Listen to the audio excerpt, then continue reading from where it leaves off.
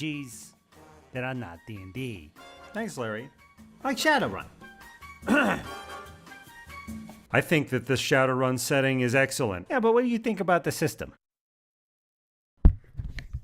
I'm not drawing a fucking cyberpunk cityscape so that I can get mad about the rules. Oh shit, it's still on. An easy video. Okay, there are lots of cool RPGs out there, right? And if you want to tell a specific story, sometimes it's better to use a different RPG. So, for instance, like I wanted to play Blades in the Dark because I wanted to do like a heist game. The world building's pretty cool. It takes place in the city of Duskval.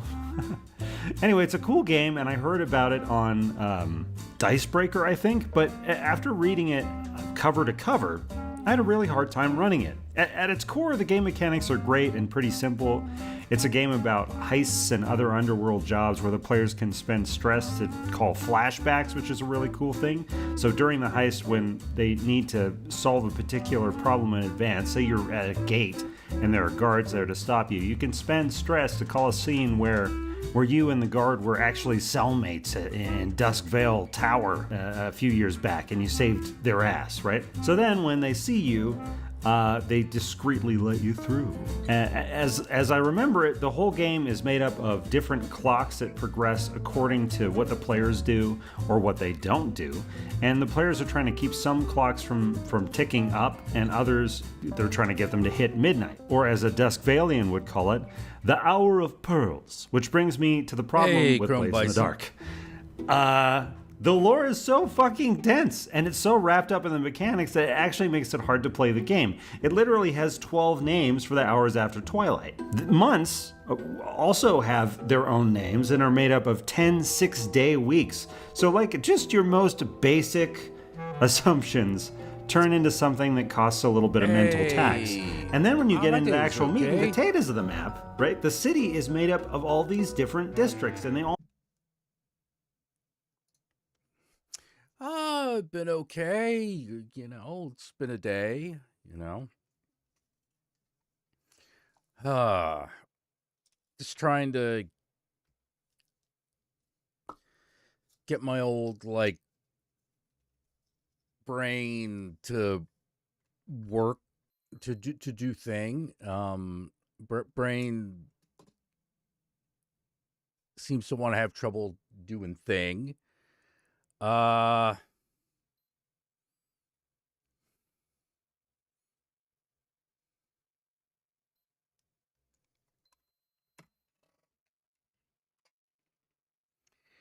Blood sugar's a little high.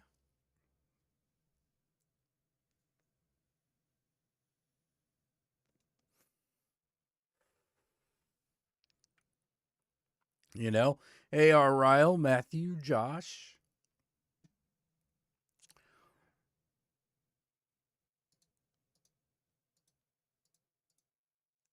Wondering why I do certain things, which is usually a sign of, like, that I'm a little depressed.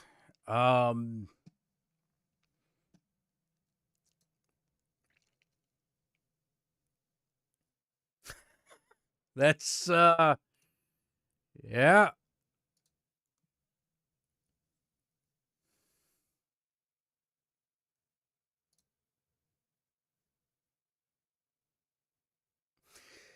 Yeah, I kind of wish that,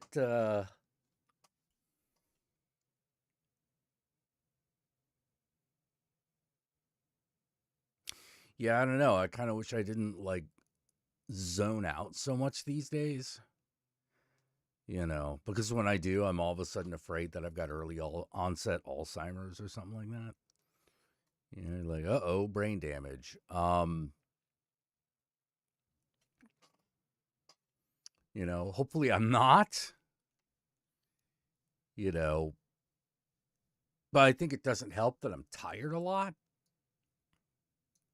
You know, diabetes will do that to you. Make you real tired, you know. I don't like that part of it. I don't like that part of it at all. Speaking of which, hey, get myself some caffeine. Hopefully stay up a little bit. I just gotta perk up. Hey, Pinhead.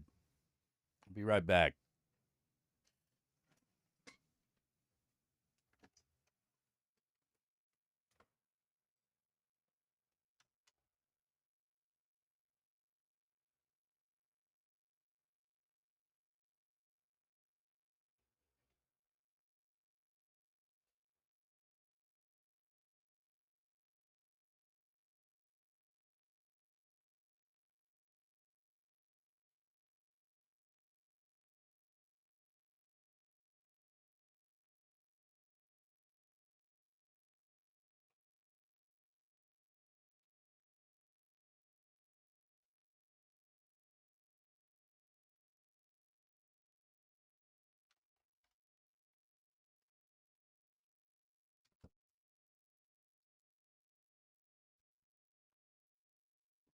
Wow.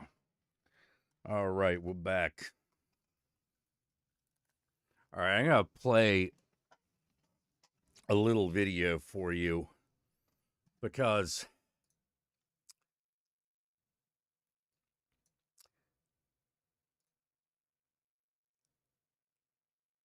it's something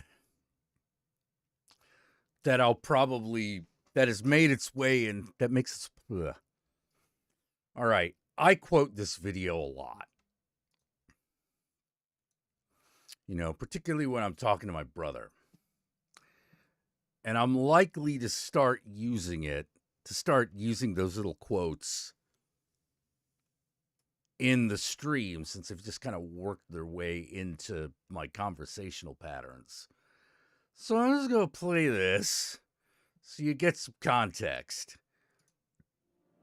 It's 4 a.m. Hiveside, and those lucky enough not to be on the streets have their murder visions all tuned into Hallelujah Jack.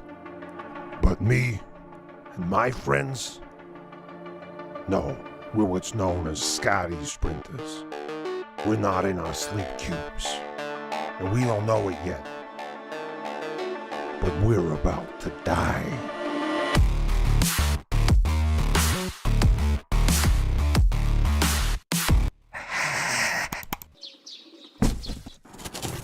A sludge clopper never chirps a bubble. Or at least that's what I'd murmur if these Keebly scruffed or skimple a sun in their ivies. Yes! I can't wait to show the fucking group!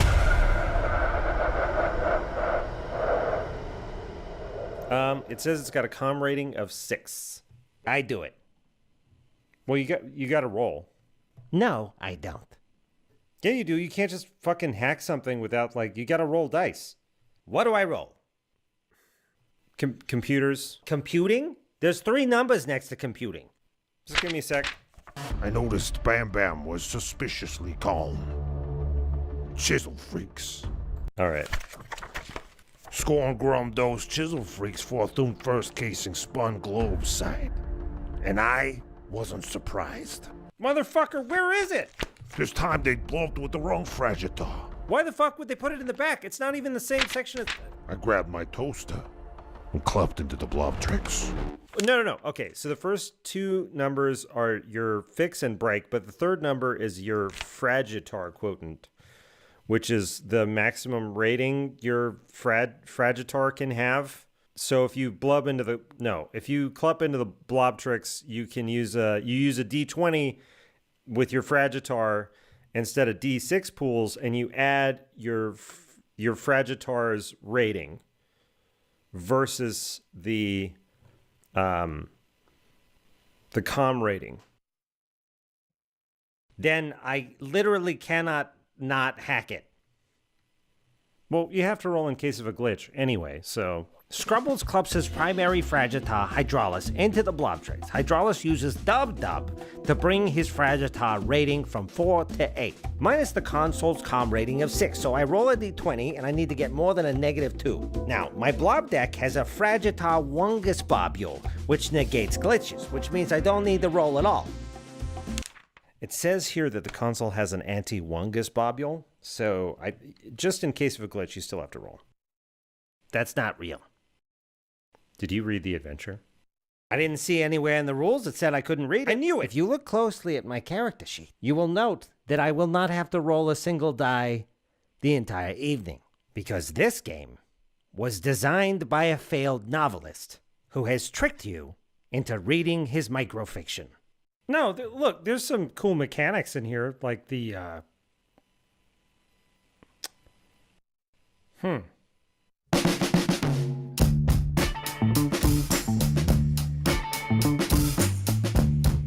But yeah, the main thing that you might hear me say is we got our murder visions. It's all 4 tuned a.m. into high Hallelujah side. Jack. And those lucky enough not to be on the streets have their murder visions all tuned into Hallelujah Jack. But me, I don't know why. But just the whole concept of Hallelujah Jack being like a pumpkin-headed, like, cyberpunk guy who's like a revivalist preacher. Dude, that just fucking rules. Hey, how's Bangkok? How is Bangkok?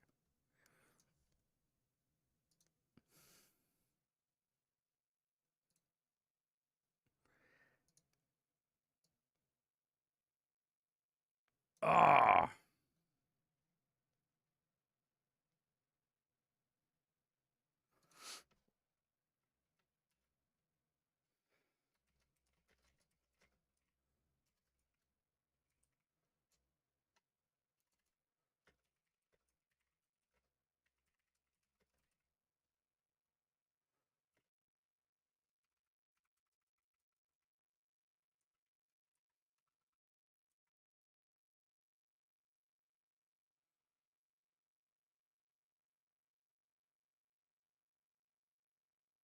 Okay, but it's rainy season. Sometimes my street turns into a river. Yeah, sounds about right.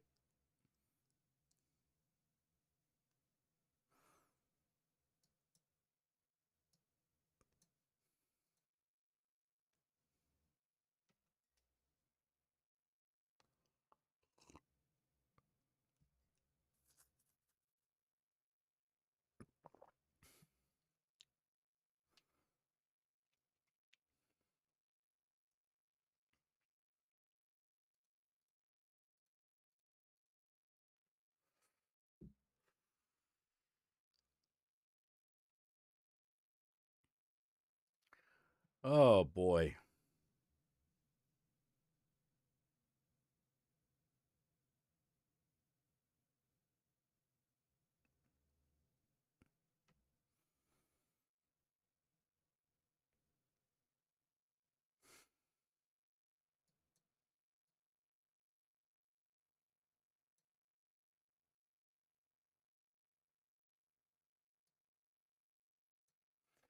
That's why I walk to work at 7-Eleven flip-flops, keep my good shoes at my desk. Yep.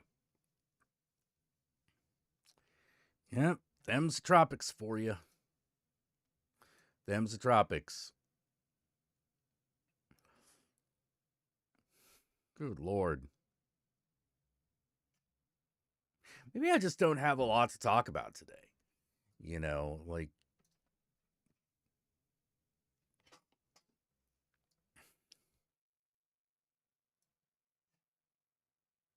I get on and then I put myself through all this pressure to like talk about things. And I've kind of realized that like trying to do that makes things kind of shit.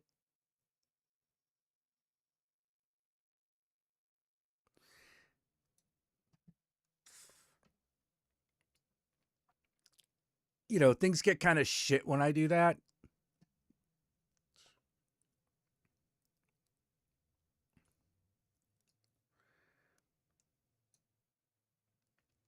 But at the same time, it's like we got to do something.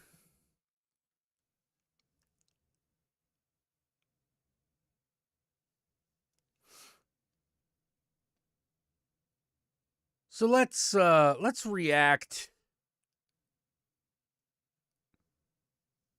Let's react to some Joe Rogan. We'll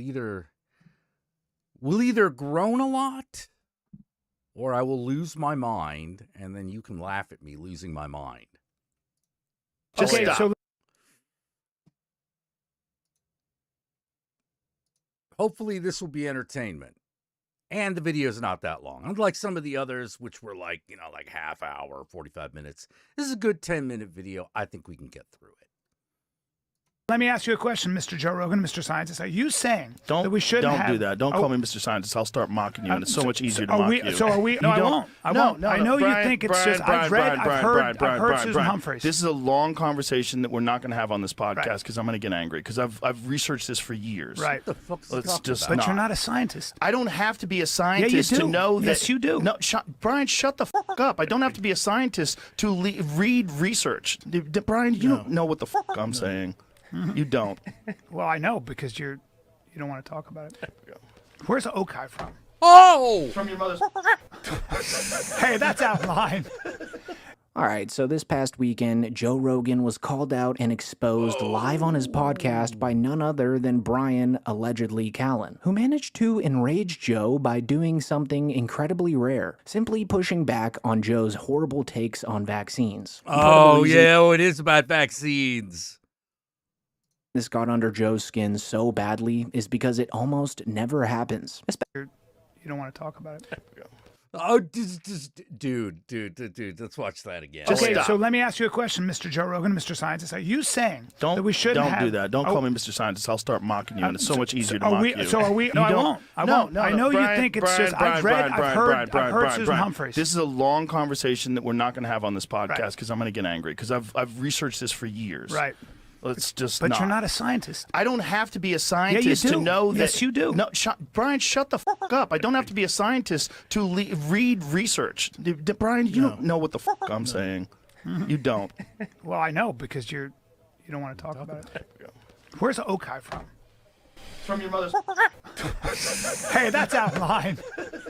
All right, so this past weekend, Joe Rogan was called out and exposed live on his podcast by none other than Brian, allegedly Callen, who managed to enrage Joe by doing something incredibly rare, simply pushing back on Joe's horrible takes on vaccines. And part of the reason this got under Joe's skin so badly is because it almost never happens, especially from one of his own mothership underlings. You see, Joe Rogan getting any pushback on his podcast is basically like spotting a unicorn. It's almost mythical. For starters, his guests are usually just nodding along with anything he says, because they're just happy to be breathing the same filtered air as Lord Rogan. The last thing they'd want is to make him look dumb in front of his millions of listeners. Another reason they don't challenge him is because Joe is possibly the most unbearable person on earth to get into an argument with. Like the moment somebody brings up even the tiniest shred of evidence that contradicts whatever nonsense Rogan is spewing that week, he completely flips out, shouts over them, hurls random insults at them, and then abruptly ends the conversation just so he can crown himself the winner. He's been doing this for decades. Like I'm sure you know of the time when an actual primatologist had to explain to him that the Bigfoot-like cryptid he believed in wasn't actually real, which of course sent Joe through the roof.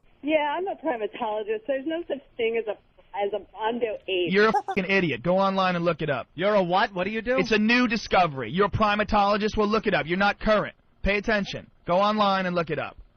Yeah, this is student. Yeah, you've learned some from the college. When did you graduate? I have a PhD from When 2000. did you graduate? When? From 2000. Yeah, when was the last time you got online and researched primates? He just couldn't accept being told he was wrong, and that happened like 20 years ago. Like, that's how bad Joe Rogan's debate style is. He argues in such an obnoxious, defensive way that he can actually make Brian Callen seem sympathetic in comparison. And trust me, that is not an easy trick to pull off. But the bottom line is, biology is really simple. XX, XY. There's overlap. But it's super fucking rare. Yes. What this is a social contagion. And Abigail Schreier wrote a fantastic book about it called Irreversible Damage that she highlights how they're happening in these clusters of a lot of girls who are autistic. Yes. And let's get to the bottom It's of like that. anorexia. What's causing all that? How come 1 in every 12 kids who's a boy in California has autism now?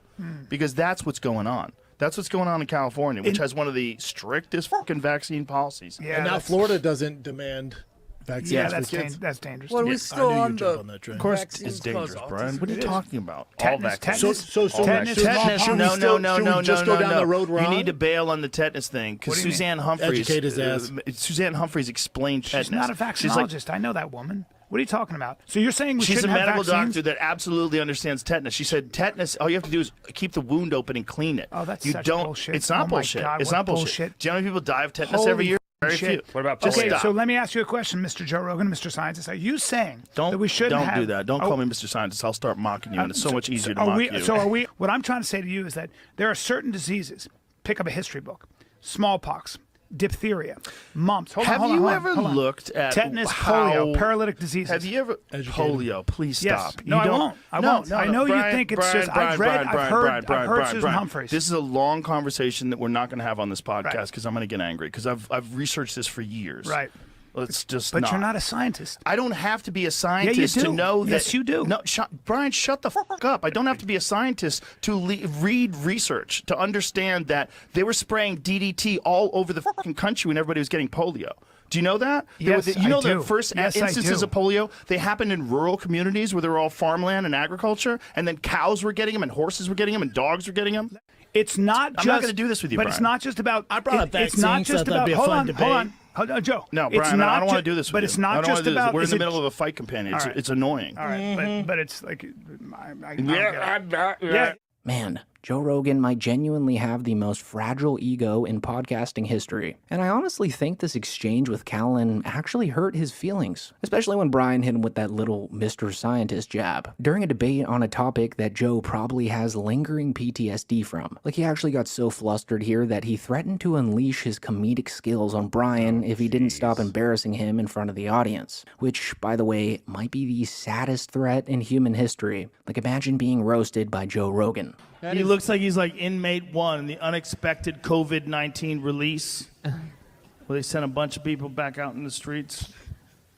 But the funniest part of all this is Rogan Wow, claiming he actually did silence. research on vaccines, which is probably the best joke he has ever told. This man couldn't read a scientific graph to save his life. He's even been called out multiple times for misinterpreting data, sometimes by the actual researchers who collected and published the data he butchered on his podcast. Like his version of research is scrolling through the headlines on Twitter, cherry-picking whatever confirms his bias, and then regurgitating it to his listeners in a tone that makes some of them actually believe that he's smart. He's the definition of a jack of all trades and a master of none. And even saying that feels too generous. So even though Brian Callan is, the scum of the earth, at least he managed to call Joe out this time. Especially after Joe once again pushed the debunked nonsense that vaccines might somehow be linked to autism. So honestly, it was refreshing to see someone finally push back. And some people online are speculating that Callan did this on purpose, as a calculated move. Because conveniently, this was one of the rare episodes being broadcasted live, which meant that Joe Rogan couldn't have Jamie edit out anything afterwards to erase his humiliation.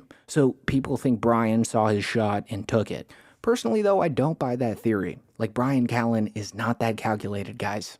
I think the real reason he spoke up was because he's finally comfortable enough in his spot at the mothership. Like, he's there every single week, hanging in the green room with Rogan, doing sets, and, of course, drinking the Kool-Aid. In other words, he doesn't feel like he has to kiss the ring anymore. So in that moment, he felt bold enough to call Joe out, not because it was some master plan, but because he just didn't care anymore. Compare that to Brendan Schaub, though, and man, Brendan Schaub was fighting for his life during this podcast. Like, this dude couldn't suck up harder if he tried. He straight up just lied through his teeth, claiming his kids aren't vaccinated just to align himself with Rogan and avoid being lumped in with Callan. And being anti-vax. Being anti-vax. No one's is irresponsible. anti-vax, It's Brian. not anti-vax. Question why there's so many though. My kids are all vaccinated, and they're vaccinated, but they went on a delayed schedule. They delayed So did schedule. mine. So did mine. So did You're mine. not? Yeah. You're not. No. Yeah, good for you. I don't think you need to. What? No, they're healthy as fuck. Yeah. Between the two of them, they have 12 touchdowns this week. 2 home runs. And so this is 1000% not true. Schaub's kids almost certainly needed vaccination records to get into whatever fancy private school he's sending them to. But of course, Schaub will literally say anything if it means getting Rogan's approval. This is why he'll never challenge Joe. He's stuck in the first category of guests I mentioned earlier. The ones who are just grateful enough to be in the room. Like he's just nodding along and adjusting his story to fit Joe's narrative. I think there are 3 things that have pushed us beyond our biology, and the reason we don't have a lot of children dying. Nutrition, sanitation, and vaccines. And I think anybody who says otherwise is, I think it's crazy. But you can't say all vaccines be. I didn't say all vaccines. But I he's get very, not saying I get all very vaccines. worried when But people he's not start saying all saying vaccines. It sounds like he is. Brian, you don't know what the fuck I'm saying. You don't. Well, I know because you don't want to talk about it. Brian, I don't want to talk about it in the middle of a podcast because it'll completely derail the podcast. And I'll That's start true. showing you statistics. If you look at when people stop getting all of these diseases and then when the introduction of vaccines happen, it's at the end, after the disease has already gone through the population. Yeah, because it stopped them. If the diseases continued after after mass vaccinations, then the vaccines don't work. What the fuck? That's proof that it worked. Most of those diseases were eradicated by sanitation and nutrition. Yes, There was a that's correct. huge problem in this country. People were living in fucking squalor. And so, as soon as he sensed that Rogan was losing ground to Callan, Brendan immediately pulled the plug and shifted the conversation to smelling salts, desperate to steer things away from his hero looking dumb. That's the problem. Who wants to do some smelling salts? Okai's good. This guy's good. Okai. Who wants to do some smelling salts? Chuck one over here, Jamie. We got some? Where's Okai from? From your mother's pussy. Hey, that's out of line. Hey, that burn is too far. Joe and I always have these arguments, Gordon. Yes. Oh, this one's weak. Is it? Yeah, it's a little old. Why the fuck? What the fuck are they It's a doing? little old. Get you going, though. What are they like? Look, we got 7 of them over here. Besides, God, get you some, Brian. Like he is the ultimate nut rider. No one does it better. And the saddest part is that he's been doing this for years. He's still playing defense for Rogan, even though Rogan has clearly distanced himself from him socially. So yeah, I think this whole exchange was an absolute train wreck, but also kind of fascinating. Rogan, for once, got rattled. Callan, for once, grew a spine. And Schaub, as always, reminded us why he's at the most pathetic point in his quote-unquote career. Now that I think about it, I think it's time to make another Brendan Schaub video. His performance in this episode alone just makes me want to do another deep dive. So stay tuned for that this week, and with that being said, thank you so much for watching. Good Lord. Just stop. What the fuck?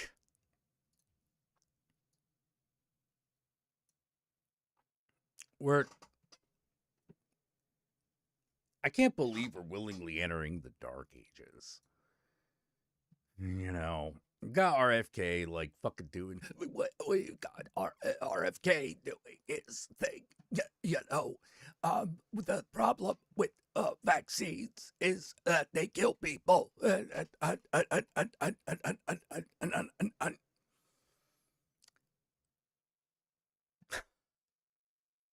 Yeah.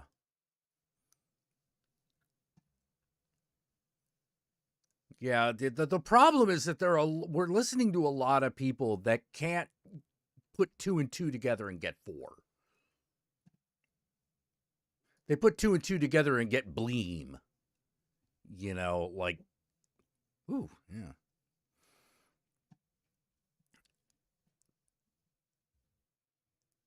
I can't believe we're going down. Things are going downhill this quickly. It's kind of impressive.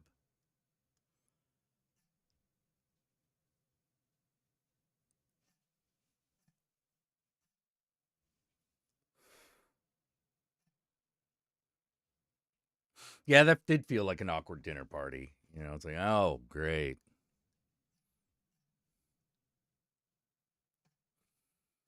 Oof. Yeah, I'm starting to think that, like, I don't know. Like, is Joe outliving his usefulness? I mean, I know he is to me, but I don't know if he's doing that, like, it's so hard to tell in a fascist regime.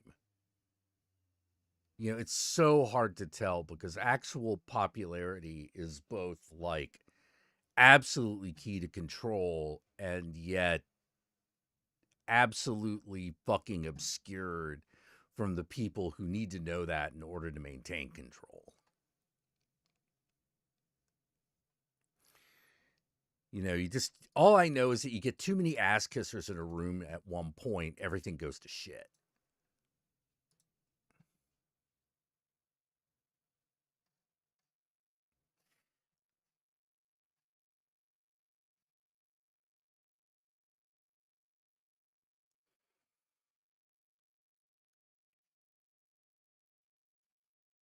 You know, that I think that's part of what burns me.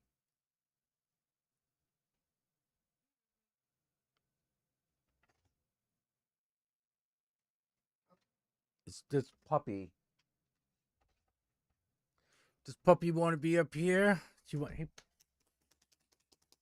Whoop, whoop, whoop, whoop, whoop.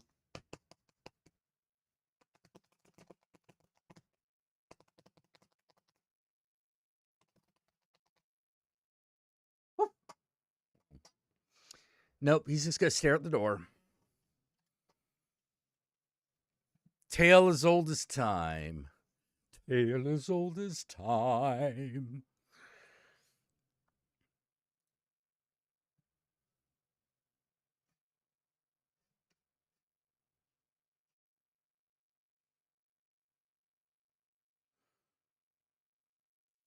Shadiversity. Nah, for me to comment on that, I have to watch an actual Jake video, and I really don't care for Jake. I actually find him to be... I agree with him most of the time, but I find him personally to be insufferable. You know, this is old Count Jackula, making friends and influence people, you know. It's like, yeah, I agree with you. I just think that you suck as a person, you know, like... Just because I think you won the argument doesn't mean I like you, you know? Or does he enter through a window? It's a little bit of both.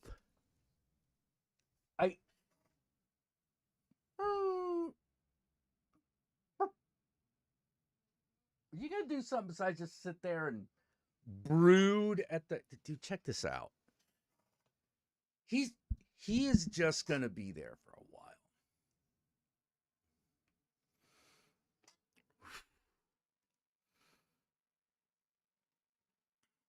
He's just gonna be doing that.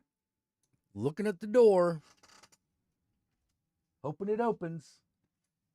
It opened. He's happy.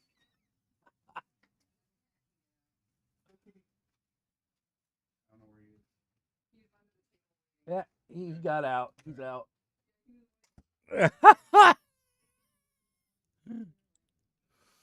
Oh, people you agree with, but you're like, don't hang out with me. I don't want to be near you. He wants the cat food, doesn't he? He does. He does want the cat food. It's Super Dog. He just fly through the window.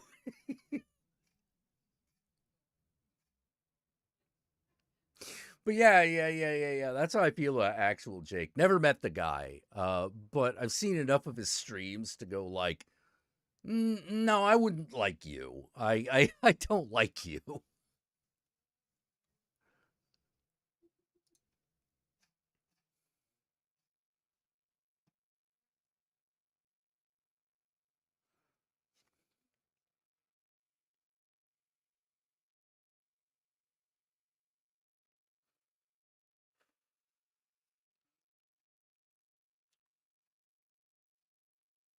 That's okay. What do we got here?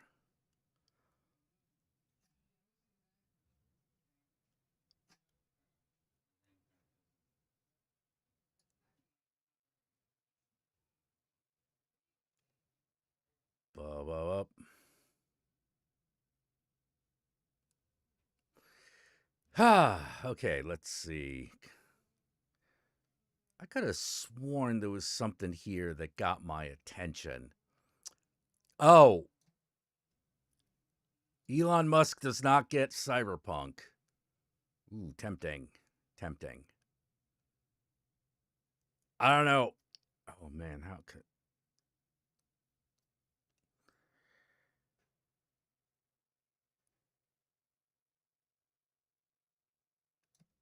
All right, let's see what kind of video this is. William Gibson's neuro...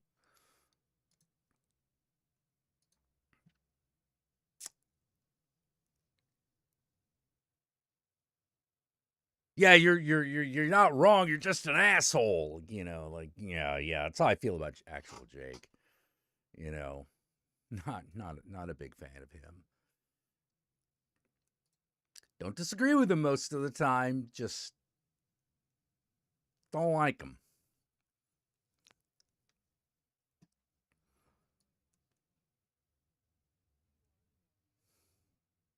He strikes me as the kind of guy who comes to a party and just complains the whole time, or sits in the corner and like in a bad mood, you know. At which point you're just like, go away.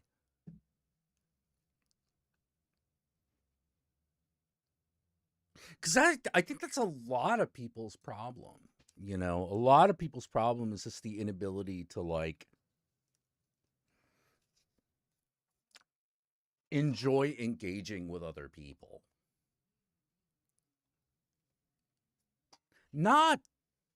Which is not the same as having a low social battery. You know, low social battery just means you can't do it for very long. You know, it means you just can't do it for very long. You know, maybe an hour. Then you got to get the fuck out of there. But actual Jake strikes me as a guy who'll be grumpy in the corner for fucking ever. You know, to the point where you're like, why are you even here? I've known I've known people who are like that, and they're just insufferable to be around. You know, to the point where you're like, what do you add to existence? You know, what is it you actually do? Who hurt you? You know.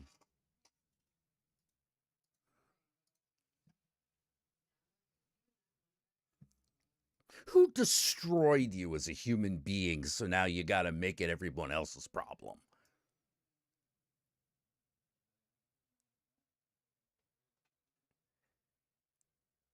Yeah. There was a Channel Awesome content creator who did that at a party once. That was not great.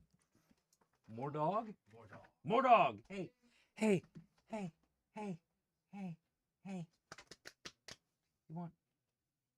You want lovin's?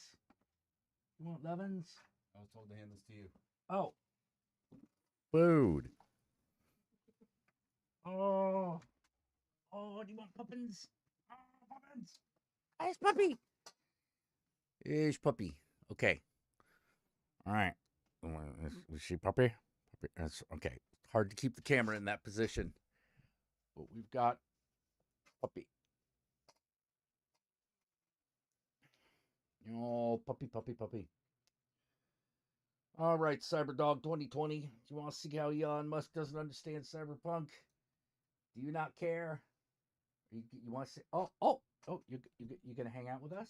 Okay, all right. All right, puppy's going to hang out with us for a little bit. Let's get that microphone in position. Answer. Promised a future where the sky was tuned to the color of a dead channel. And that's a future I don't think... The sky over Chiba City was the color of television tuned to a dead station. Something which doesn't make a lot of sense anymore because we don't really have dead channels anymore.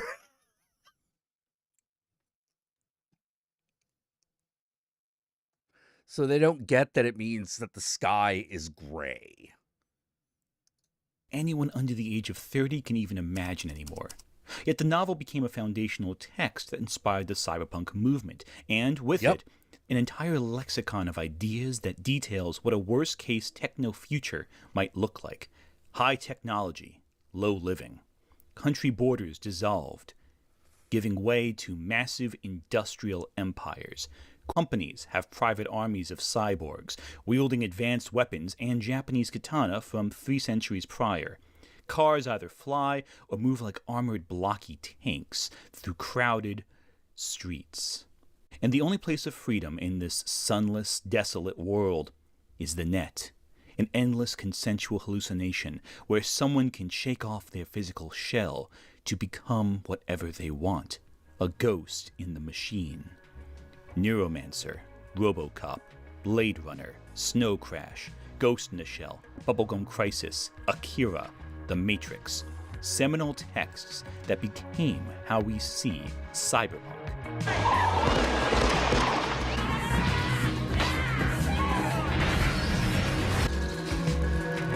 Okay, he's not wrong so far.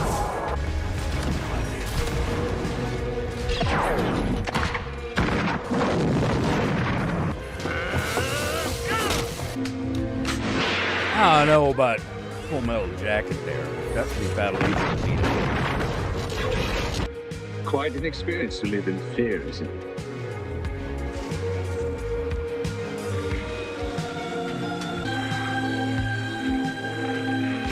That's what it is to be a slave.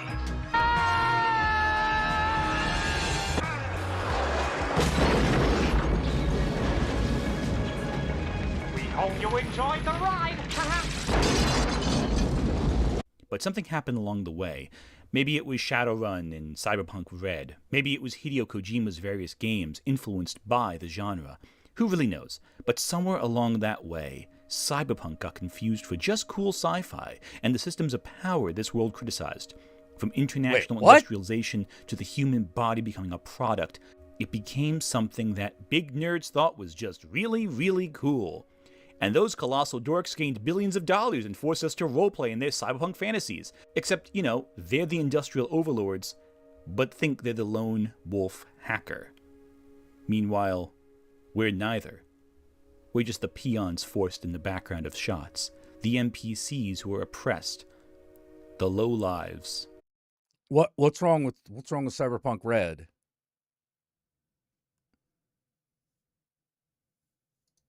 Who live lowly. You see, Gibson, he didn't.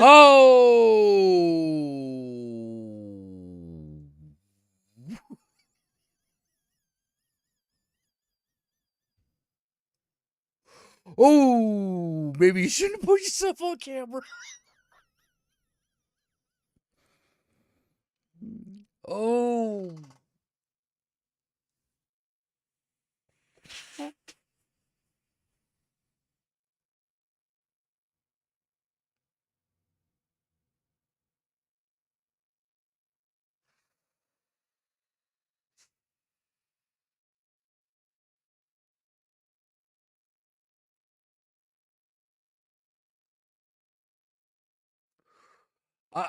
I don't know who this guy is.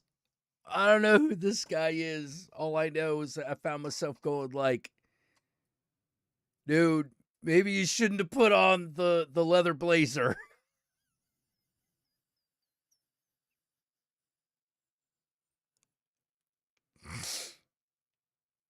Okay.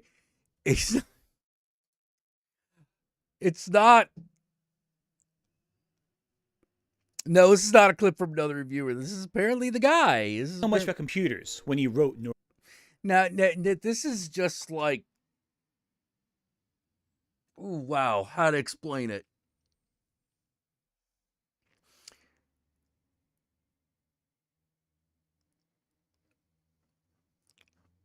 It's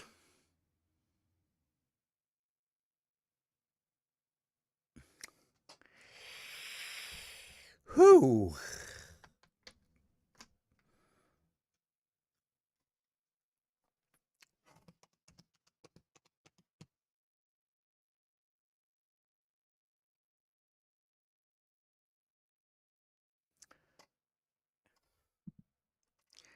Say the phrase nerd bitching about cyberpunk. This is exactly what you imagine.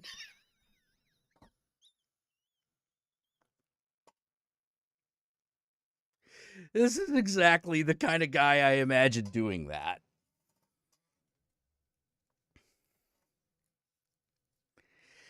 It just is.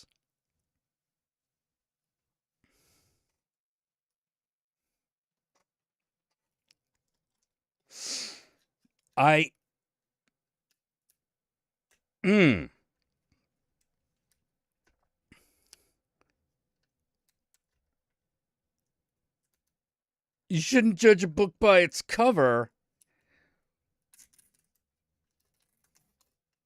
Yeah, but they showed me the cover anyway.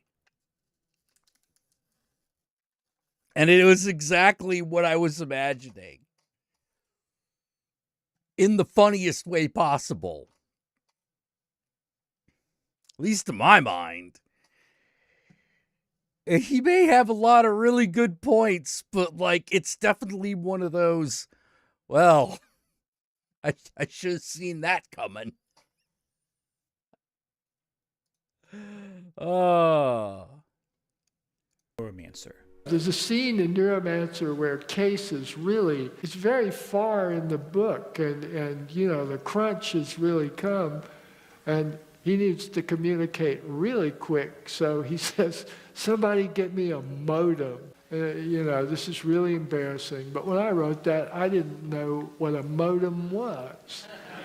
It was just this word that I had heard computer people use, and it had something to do with communication between computers. So it makes absolutely no sense in the context of the imaginary world of that book. But he was heavily involved in counterculture. William S. Burroughs' Naked Lunch is far more of an influence on Neuromancer than, say, Star Trek, Star Wars, or even Do Androids Dream of Electric Sheep?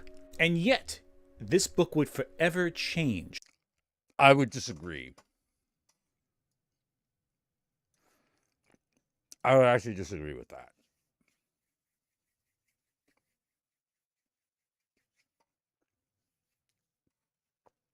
Naked Lunch, I see the influence of Naked Lunch, but it is not as prevalent as the influence of Philip K. Dick in Neuromancer. Philip K. Dick is a much more direct influence.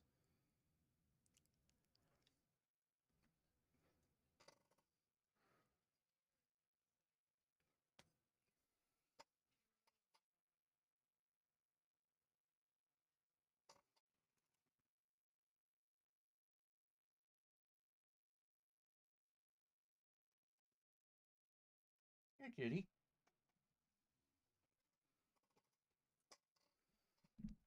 Like, I can see the influence of Burroughs and some of the prose stylings.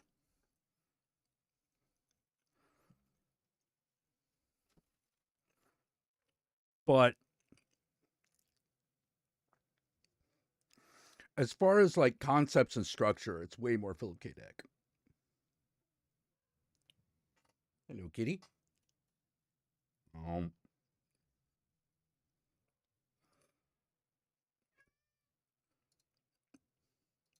How we talk about computers. I don't really know any hackers. I'm not part of that, not really part of that community. But when I began to write those books, I was interested in the intensity of avocation that some computer programmers seem to feel. So I think I must have decided that one could take the computer programmer and put a sort of James Dean spin on him and come up with a viable. Yeah, make the hacker cool.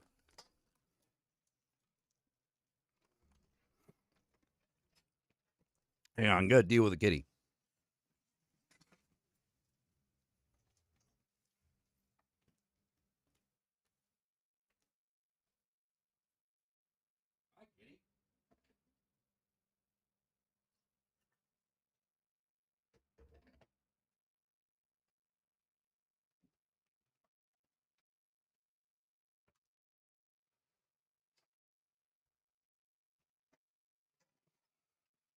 So far, the only work I've straight up read as opposed to an adaptation was Upon the Dull Earth. Oh no, I recommend you actually read Philip K. Dick. His work is really super fucking interesting.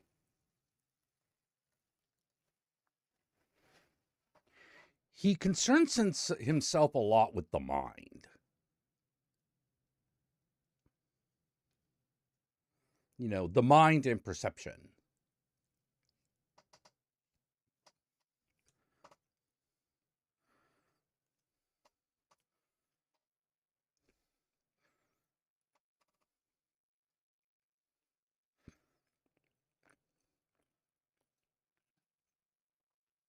You know, and Do Androids Dream of Electric Sheep is very...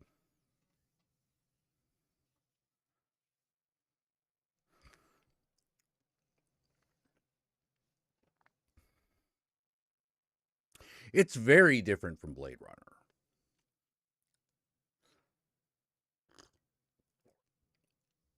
You know, a lot of the same stuff happens, but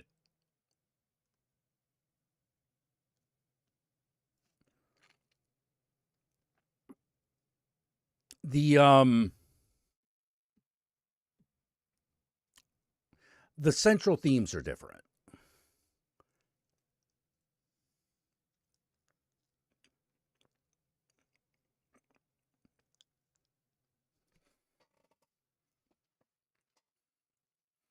Like,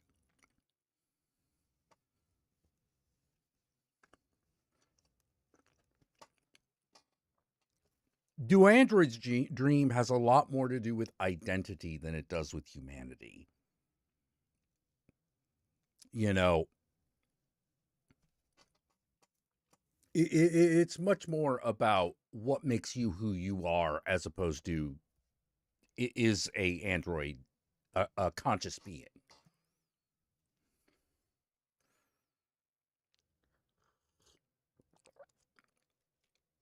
Because in the book, it's much more clear that they are conscious beings. So that's not really a question.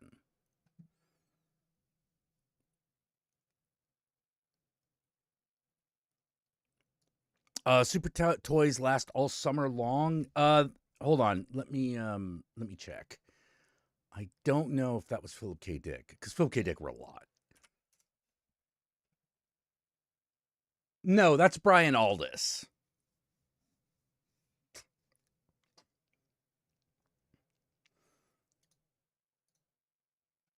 Yeah, that's Brian Aldiss. That was the basis for the movie, is Steven Spielberg's AI.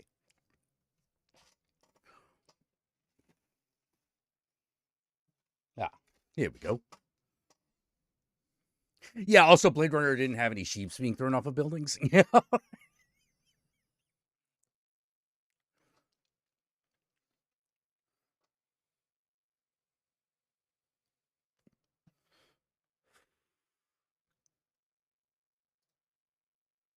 Anti-hero of some kind. And it worked fairly well. It certainly gave a lot of computer programmers a new kind of swagger, as far as I can tell. Jacking in, cyberspace, ICE. These are terms we now associate with the computer technology we use today, thanks entirely to Neuromancer. Well, I mean, ICE has an association with old hacking, at least. The word now has a very different application in today's lexicon. I think it's like how Star Trek influenced cell phones, right? The design of the cell phone was heavily influenced by Star Trek, and likewise, the computer hackers of the 80s and 90s were heavily influenced by the world of Neuromancer. Even though Gibson's understanding of technology was limited, it still proved instrumental in creating the medium that we know today. The novel focuses on Case, a hacker who can neurologically plug into cyberspace. Case was 24. At 22, he'd been a cowboy, a rustler, one of the best in the sprawl. Cowboy, I forgot that He'd been phrase. trained by the best, by McCoy Pauly and Bobby Quine, legends in the biz. He'd operated on an almost permanent adrenaline high, a byproduct of youth and proficiency, jacked into custom cyberspace deck that projected his disembodied consciousness into the consensual hallucination that was the Matrix. After a job goes south because he skimmed some off the top for himself, a corporation basically burns out the part of his brain that'll allow him to access cyberspace, leaving him basically useless as a hacker. A thief, he'd worked for other, wealthier thieves, employers who provided the exotic software required to penetrate the bright walls of corporate systems, opening windows into rich fields of data. He'd made the classic mistake, the one he'd sworn he'd never make. He stole from his employers. He kept something for himself and tried to move it through a fence in Amsterdam. He still wasn't sure how he'd been discovered, not that it mattered now. He'd expect to die then, but they only smiled. Of course he was welcome, they told him. Welcome to the money. And he was going to need it. Because, still smiling, They were going to make sure he never worked again. They damaged his nervous system with wartime Russian microtoxin. Strapped into a bed in a Memphis hotel, his talent burning out micron by micron.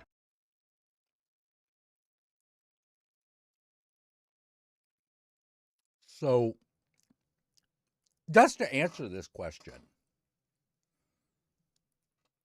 as to who sold Chase out, because while it's not a critical detail, it's an interesting one.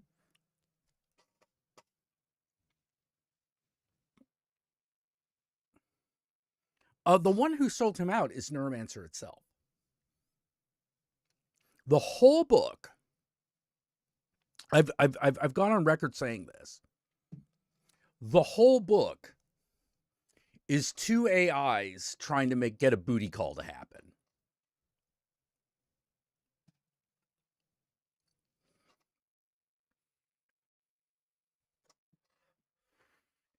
It is about the romance between Neuromancer and Wintermute. Were the two AIs of the story.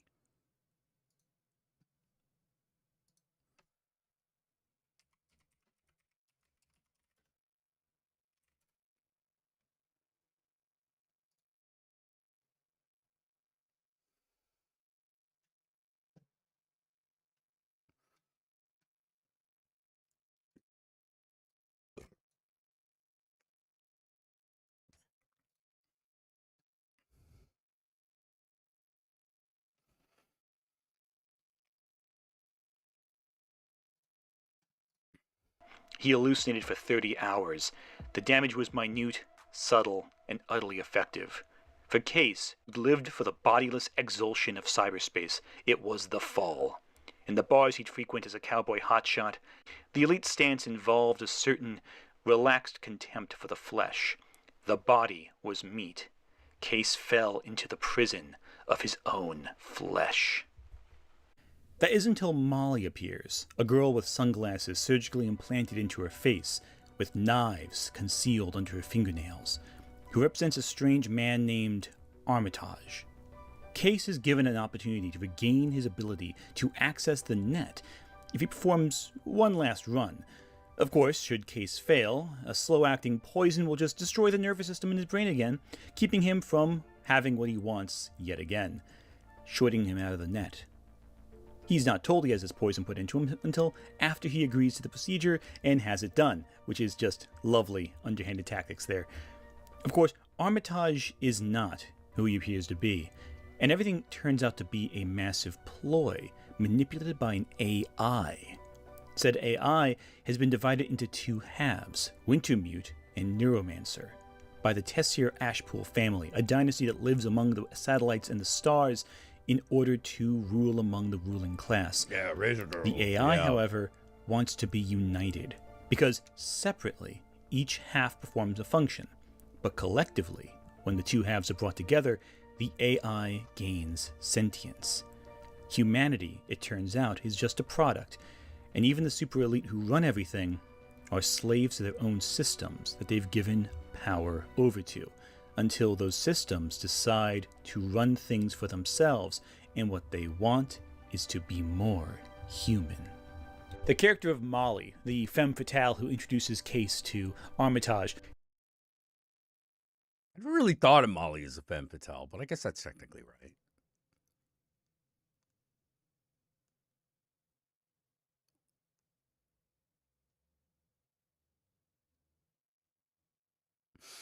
Well, like,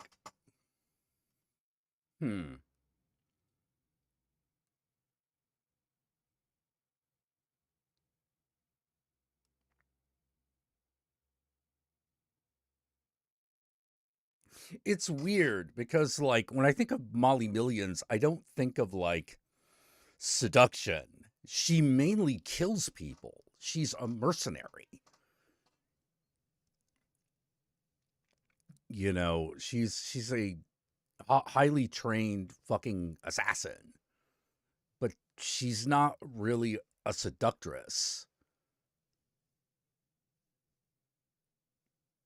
I don't know. She herself first appeared in the story Johnny Mnemonic, which took place before Neuromancer, published originally in the pages of Omni magazine, and collected in the Burning Chrome anthology. And yes, it was later adapted in the 90s in a film with Keanu Reeves and a cyborg hacker dolphin.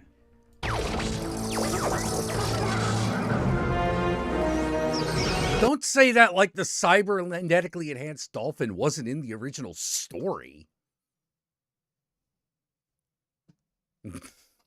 Yeah, it was totally in the original story.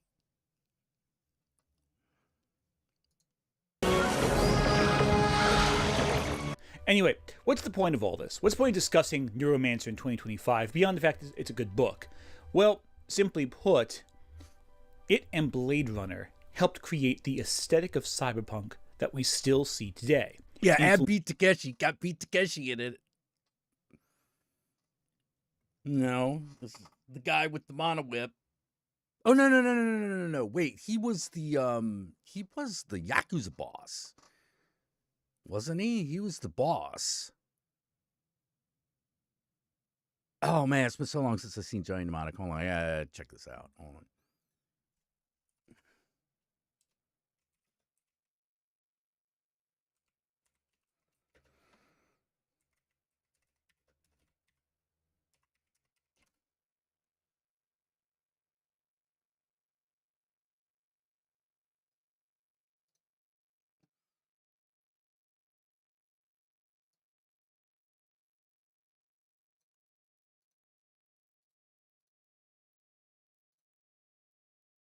Yeah.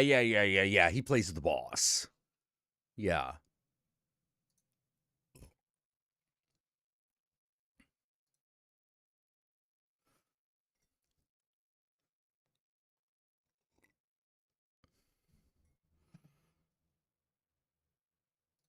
Influencing a ton of creatives and works of media that are beloved, even now. But more importantly, a bunch of dorks thought it was a really cool idea and that we should just make it for real. And if you don't believe me, look at everything that Elon Musk has created in the last 15 years. Or rather, what he has purchased and claimed credit over the last 15 See, I'd have years. made it.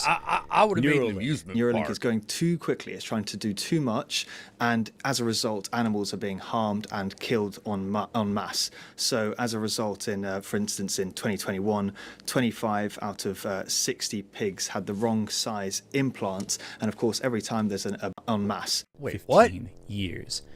Neuralink is going too quickly. It's trying to do too much, and as a result, animals are being harmed and killed en masse. So, as a result, for instance, in 2021, 25 out of 60 pigs had the wrong size implants, and of course, every time there's a botched experiment, they have to be killed, and the experiment has to start again. Cybertrucks. This was a Tesla that caught on fire on August 8th, 2024 in Lafayette. The fire erupted while it was charging. The flames leaped, setting another adjacent Tesla on fire. The challenge being that they keep reigniting once we put them out until the energy of the batteries is completely used up, if you will. So it takes a lot of water to put the batteries out, and they do rekindle, restart themselves in a thermal runaway situation. SpaceX. The 7th test flight of the SpaceX Starship rocket ended in a catastrophic explosion over the Atlantic Ocean. Burning debris was captured by people on the beach in the Turks and Caicos Islands. SpaceX confirmed the vehicle broke apart during its ascent burn. Early indications are that a fire near the rocket's tail caused the destruction. Dozens of flights were diverted as the FAA issued a warning to pilots of falling debris. Buying out a global communication startup company known as Twitter and turning it into his personal echo box of political opinions. Of course, a lot of scientists do draw from sci-fi to create their things, but the problem is that sometimes if you try to pursue a pursuit based purely on it sounds cool from a sci-fi novel, you may inadvertently create a system that causes dangerous situations to occur. Don't you see the danger, John, inherent in what you're doing here? A great example of this in fiction is Jurassic Park, where a bunch of bioengineers, without any oversight committees or any control, create an island where dinosaurs reign free.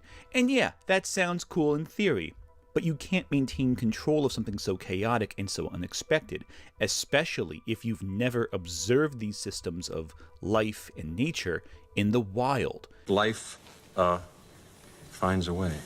You cannot contain nature. And in fact, in the novel, there is the added horror of potential viral outbreaks because they might have brought back old bacteria and viruses from the prehistoric era alongside the dinosaurs, as well as toxins and venoms, and no one knows for sure the entire implications of what will happen to these creatures. You can't anticipate every single result, especially if your science is driven by just trying to be cool. Our scientists have done things which nobody's ever done before. Yeah, but your scientists were so preoccupied with whether or not they could, they didn't stop to think if they should. And yes, which is actually Jurassic a line Park from is the not book. cyberpunk, but it is sci-fi. And as we've seen with Elon Musk's various inventions, they are some unexpected consequences that have real impacts on real people. It was his recent acquisition of the United States government and his decision to hook up the departments of the United States and all of its associated elements to AI that really cemented that this is just a giant roleplay session for him.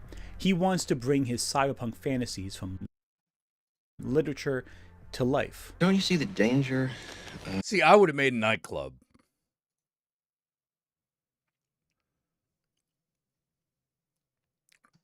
I'd have made a nightclub, baby. John, inherent in what you're doing here. From the page and the screen to the real world. And if you don't believe me, just look at those Cybertrucks again. They're directly taken from movies like Total Recall. Oh, I see you're not convinced. Let's continue then, shall we? Grok, the AI system that Musk has installed in X.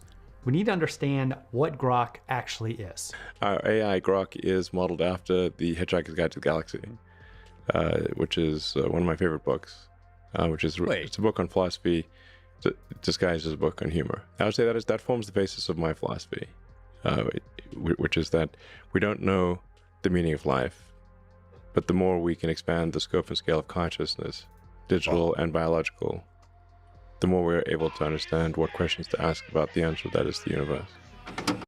Didn't Elon Musk want Corvus-style milk bars?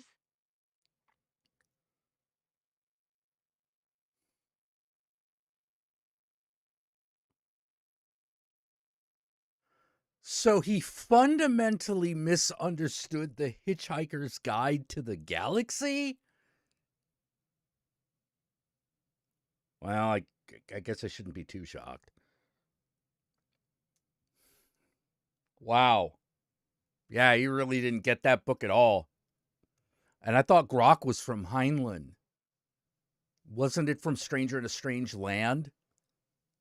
Hi, chat. Asking the same questions I am. Oh, yeah, that's pretty bad. That's pretty bad fucking literacy and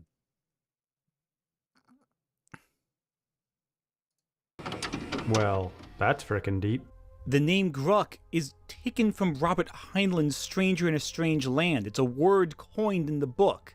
Meanwhile, Michael starts throwing around a Martian word, grok, which is kind of impossible to fully define in English, but means something like really, really understand something, like on the deepest possible level where you make it a part of yourself. It was actually popular enough that it kind of entered the real world, so if you want to impress your 60s friends, feel free to start throwing it around. Well, that's frickin' deep. No! It's just dumb! On October 9th, 2024, Tesla hosted a We Robot event. We Robot sounds like Isaac Asimov's famous anthology, I, Robot, the story about the 3 laws of robotics and all that. And the subject of the summit? It was about self-driving cars. So they've been traveling, there's no people in them, as you can see. The car's just going by with no people. Well, that's a mixed reaction. And we have 50 fully autonomous cars here tonight. So you'll see Model Ys and the Cyber Cab.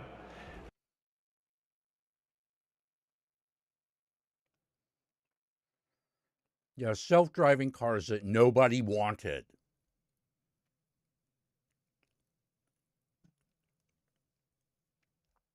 Nobody wanted them, nobody asked for them, and nobody likes them. They are at best a semi-compelling amusement park attraction.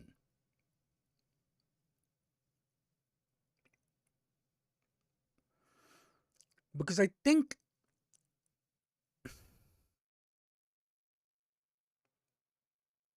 the thing is that most people kind of like driving.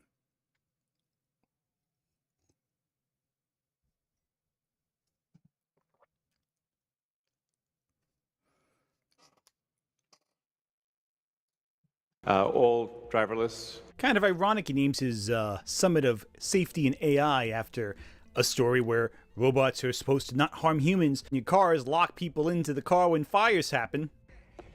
It's so dumb. But with Elon Musk, you get an extra layer to his attempts to turn reality into his cyberpunk dystopian fantasy. He desperately wants to be cool. Oh, yeah. He wants you to like him. On top of trying to profit and make his fantasies a reality, he also wants to look like the coolest person around, even though anyone with a modicum of understanding about the thing he's trying to be the coolest guy around in recognizes how artificial his attempts to be cool are.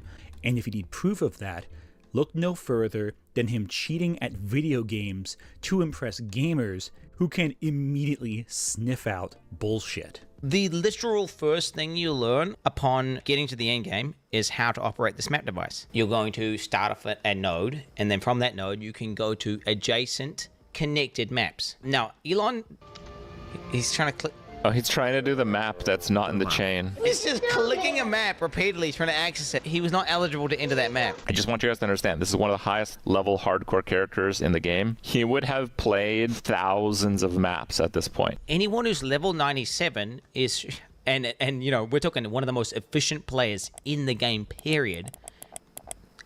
There is no way you would do that.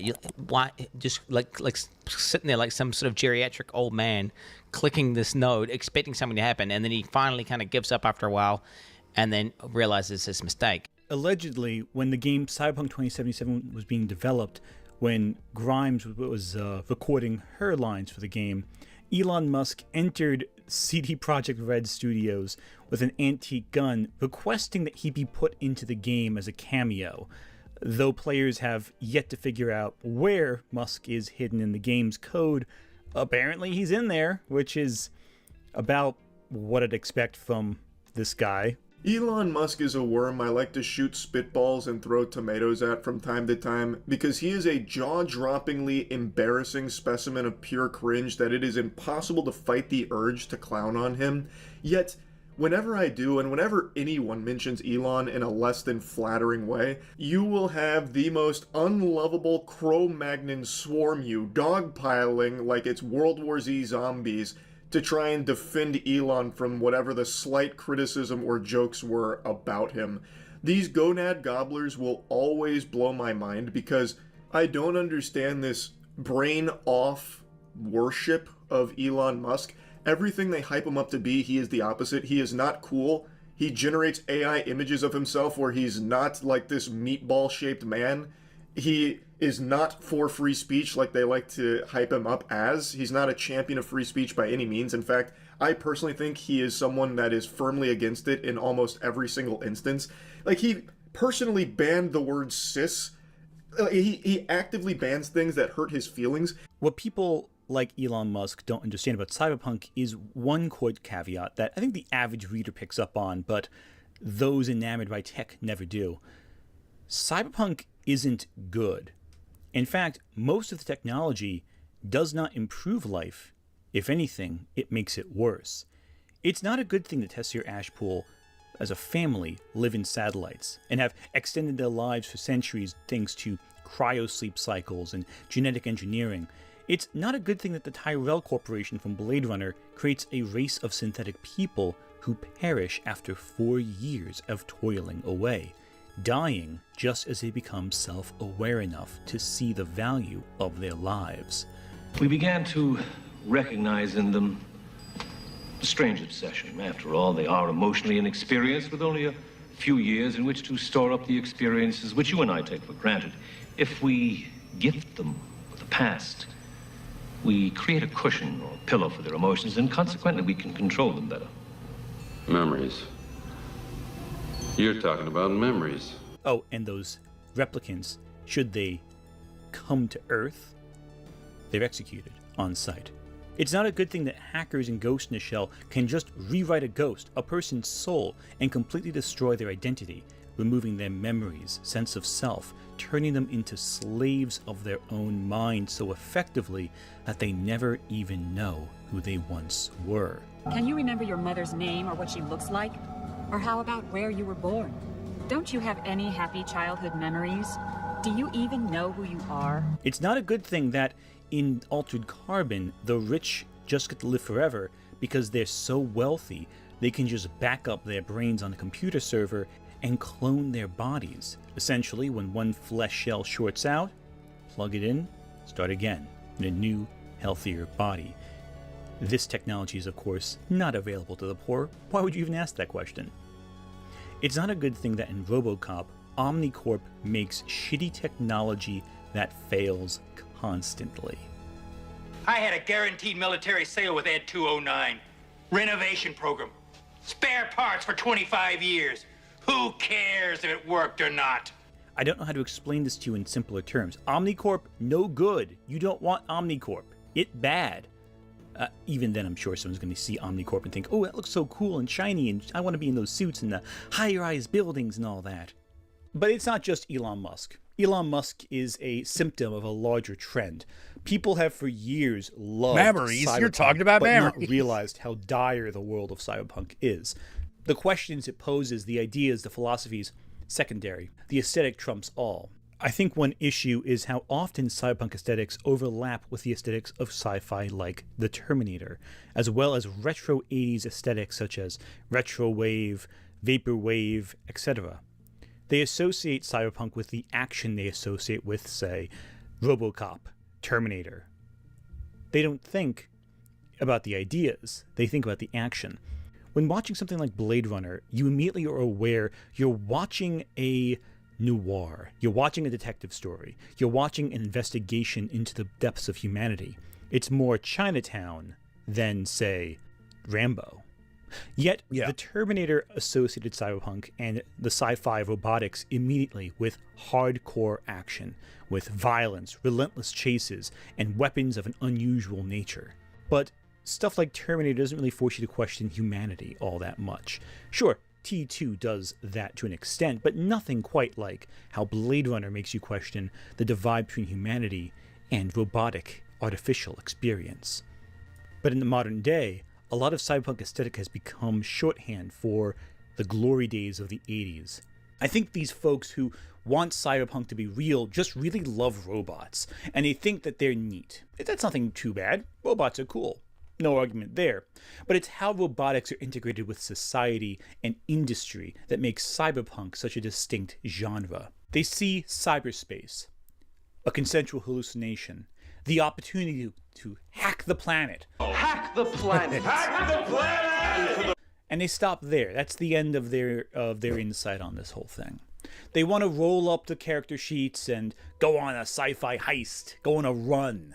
They want to acquire mechanical arms and biotics and go off and do crazy wild things.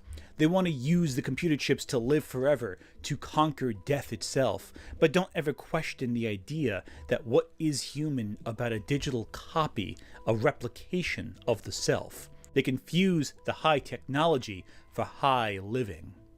Cyberpunk's not about that. It's high tech, low life. Yeah. So they're developing a brain-computer interface, which is essentially a chip that's surgically implanted into the brain, or as you'd say, the spinal cord, which allows you to trigger what a computer does, or allows a computer to trigger movement in, say, a disabled person. Musk is very, very keen to bring this to market quickly so that anyone in the public can buy one of these chips. In January, Elon Musk announced his company Neuralink had successfully implanted a chip in a human. That person is now sharing how his life has changed since. I didn't have anything to wake up for in the morning, and this has changed that for me. What can you do now with the chip implanted that you could not do prior? I can control a computer just like anyone else can, which is not something I was able to do beforehand. Just last week, news that some of the threads in Nolan's brain had retracted, affecting the performance of the device. How'd you take the news when they told you that the threads had retracted?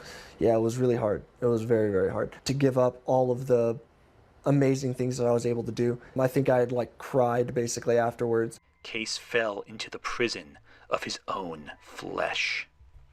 When Elon Musk created Neuralink, he didn't do it for the good of humanity. He did it so he could be Case from Neuromancer, plugging into the net with his neurons firing off. Of course, scientific reality is sometimes a little different than the imagined hypothetical of fiction. It's ironic that Musk... Yeah, I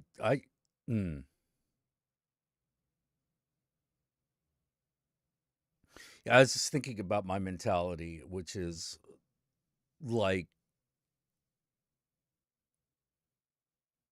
I was thinking more I was always thinking about, with Neuralink, I was always thinking more about replacing lost arms and shit like that. I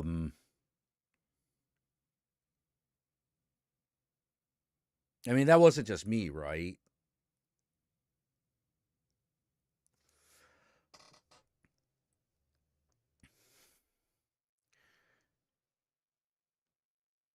I never saw what the purpose of directly neurally linking into a computer actually was. What the actual practical upshot would be. But I see a practical upshot to prosthetic limbs and things like that.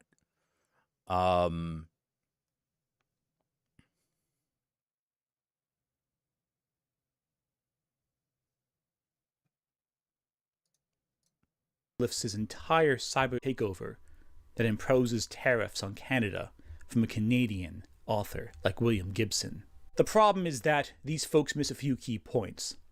If you're in charge, you can't be punk. They obsess over the aesthetics, but miss the meaning. In Cyberpunk, the hackers hack the government because they're the outsider coming in. You can't be a computer hacker from a Cyberpunk story if you own the machines, if you're welcomed in and people are barred out from stopping you. That is simply the opposite of Cyberpunk. That is not punk at all. When you hack a system you already own, it's not hacking, it's logging in. Musk wants to be Case, but he's at the opposite of Cyberpunk. That is not punk at all. When you hack a system you already own, it's not hacking, it's logging in. Musk wants to be Case. That's actually a really good way of putting it. What's the difference between what's the difference between what they're doing is hacking? It's well, when you hack a system that you own, it's just called logging in. I don't see the benefits of having brain chips. I do. If they work as we want them to, I can actually see the benefit of a biological to digital interface. I could see the advantages of that. I can see what that would get us, but it is largely to repair and modify the human body.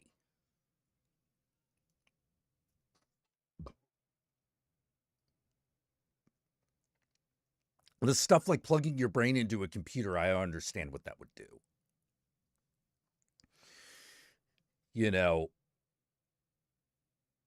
I can see yourself plugging into something which has which is a computer which does something else, like repairing vision.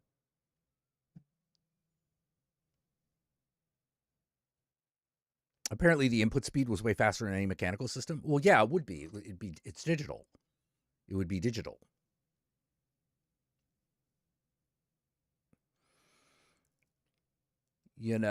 But like,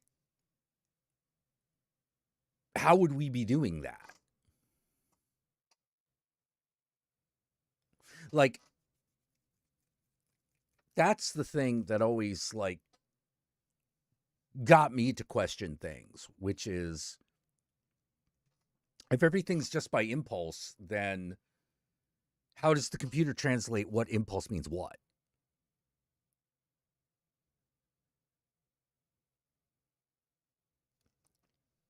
I look to the left. What does that mean?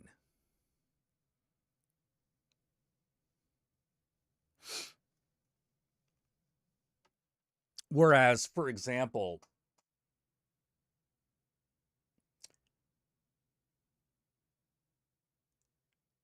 hooking into a more discrete device, a car, an artificial limb, something like that, that would be much, I imagine that would be much easier to map what the impulses mean.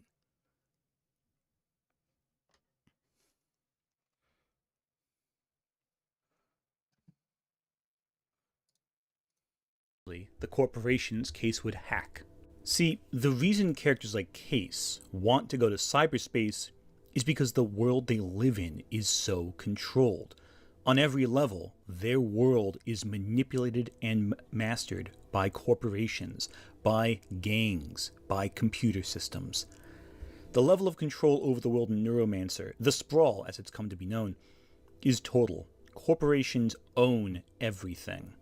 These corporations are run by dynasties who take to the stars to lord over their vulnerable people in opulence, memories, identities. Even the soul is a digital product that can be recalled. Let's take a look at Armitage.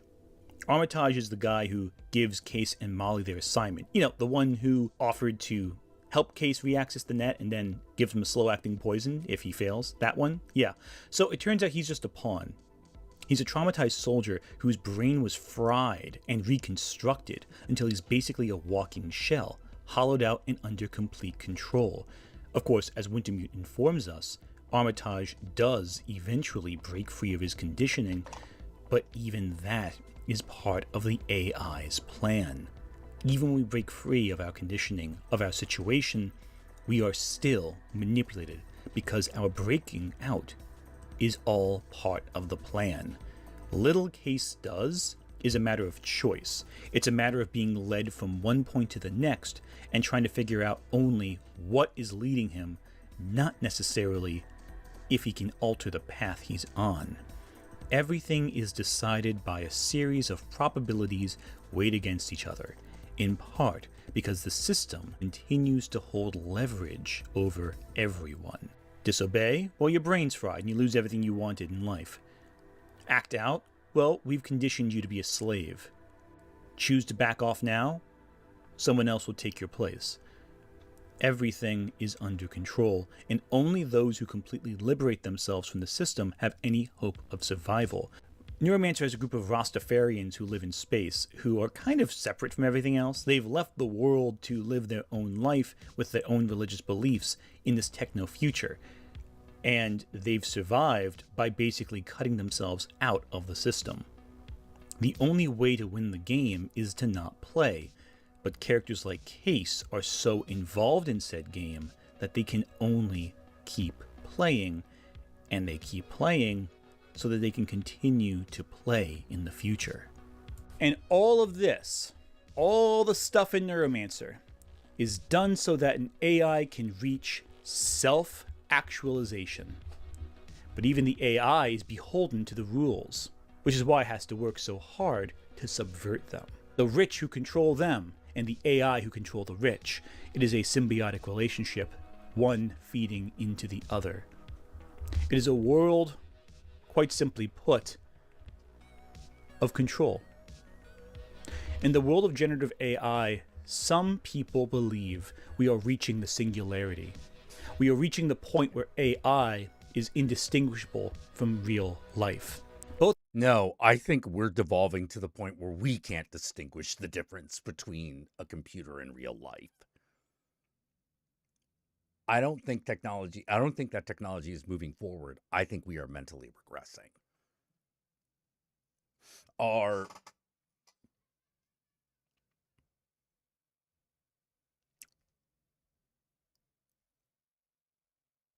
Our souls, which have been developmentally stunted by our culture and our society, is starting to catch up with us.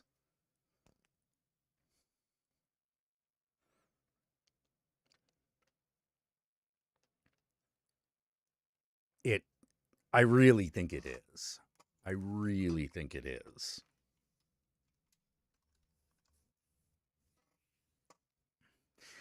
You want some evidence about that?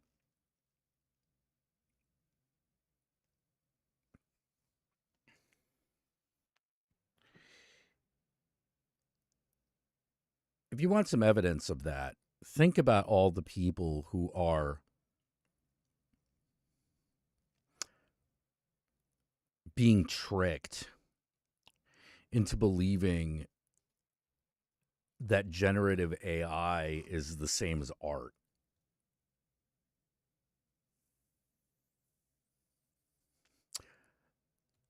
Or that are trying to make artificial companions.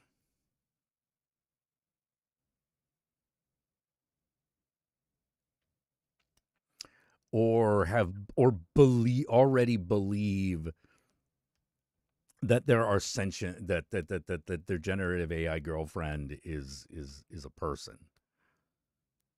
I mean, already right now, like not in some future date.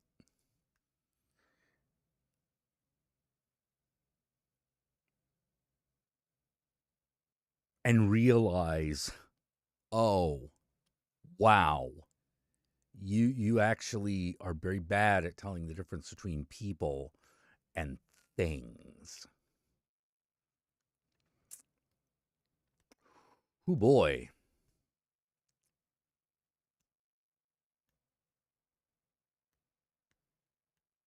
Yeah, or AI chatbots being therapists. Yeah. To me, that is not evidence that the technology is improving. That to me is evidence that we are regressing. That we are, or probably more likely that we are not emotionally progressing. You know, we have become stunted. And the way in which we are the soul or the emotions, the heart has become stunted, is starting to come into sharp relief.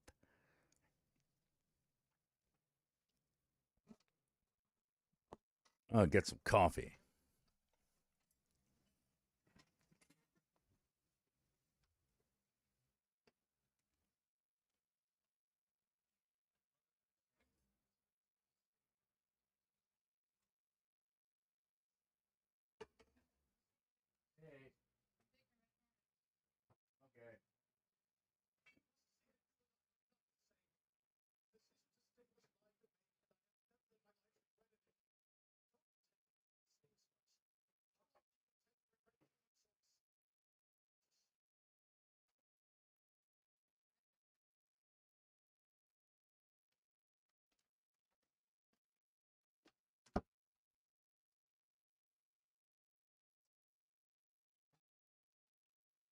Ah.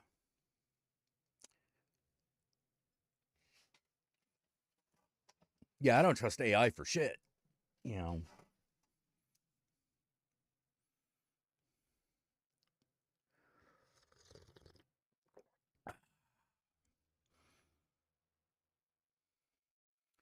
There was a man who killed his own mother because ChatGPT fueled his delusions. Yeah.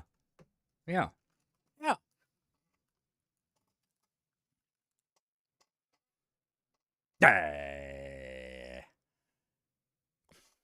Sorry, I don't know why I did that. Blade Runner and Blade Runner 2049, its sequel, play with the idea of AI and artificial intelligence simulating humanity. The replicants are so human they can supposedly mimic real emotion. You have to develop tests to determine whether or not someone is a human or a replicant. It took more than 100 for Rachel, didn't it? She doesn't know. She's beginning to suspect, I think. Suspect? How can it not know what it is? And likewise in 2049, the AI Joy is conditioned to respond in a way that engages with the user. It is simply put a program that has a set number of prompts, a set number of responses, and it is designed to learn, to condition itself to offer the best responses tailor-suited to your wants and needs. But is that authentic, or is it just regurgitating information right back at you? A large language model, which in Blade Runner 2049, it's genuine.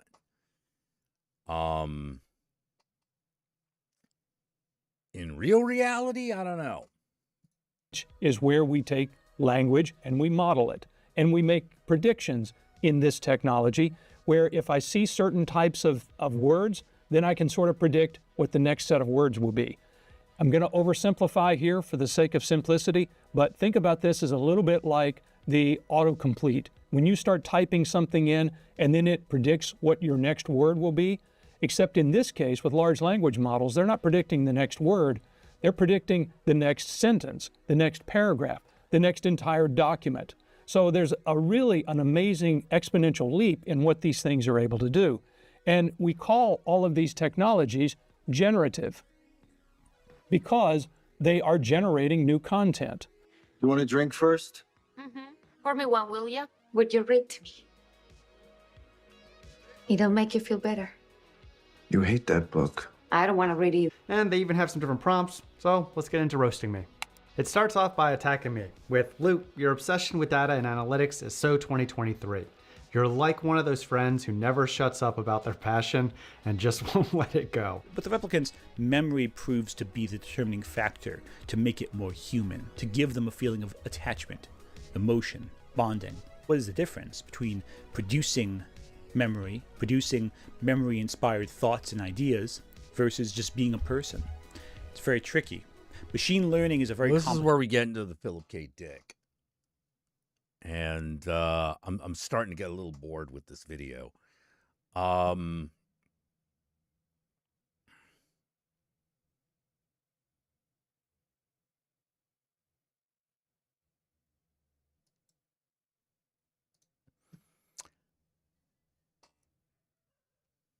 Yeah, some people become highly delusional cult leader like spiritual gurus, AI chatbots. Yeah.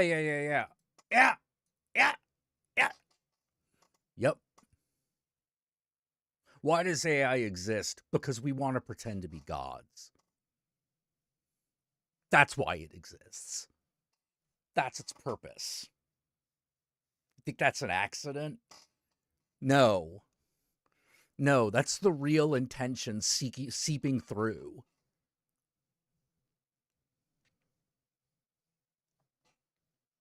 That's the real shit seeping through. Oh, we can just be godlike with just a few words or a few strange motions. We can make art appear. Why do that? So that you could pretend to be godlike. Why does the generative AI feed into our delusions? Because that helps us feel godlike.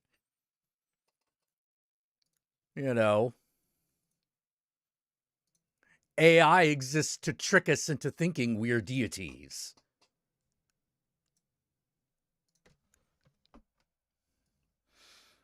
And when you come right down to it, why would it need to be anything else?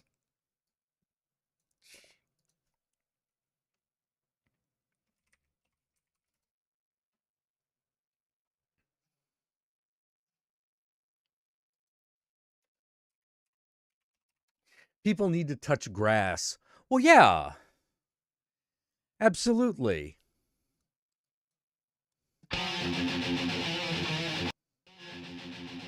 Absolutely they do. But that requires humility, and who wants that?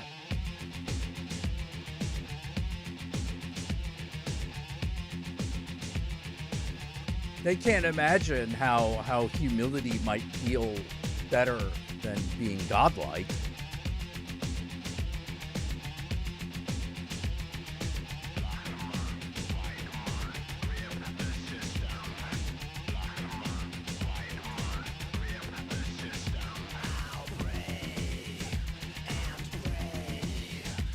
Okay, I think this one's spent.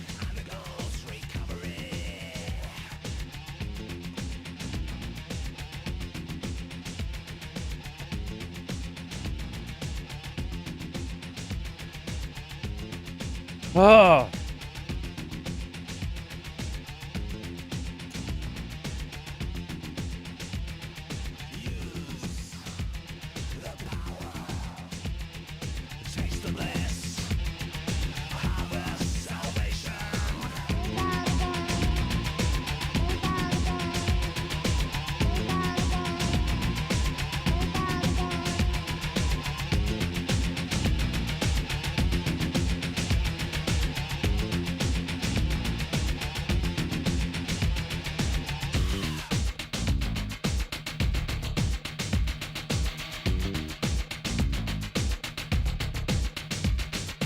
Yeah, look what happened to the Titans, you know?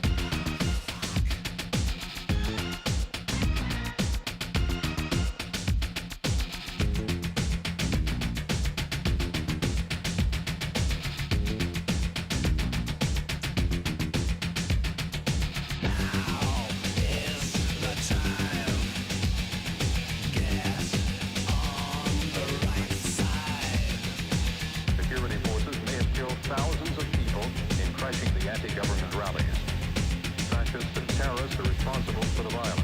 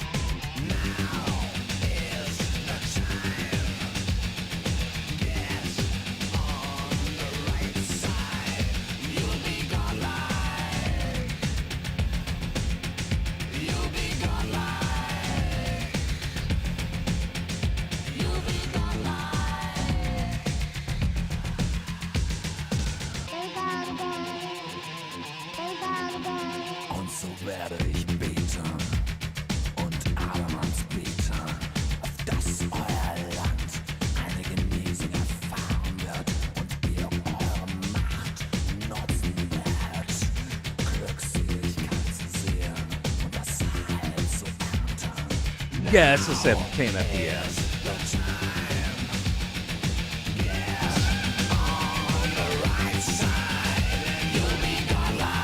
Brought to you by paid advertisement for Tailspin. You'll be godlike.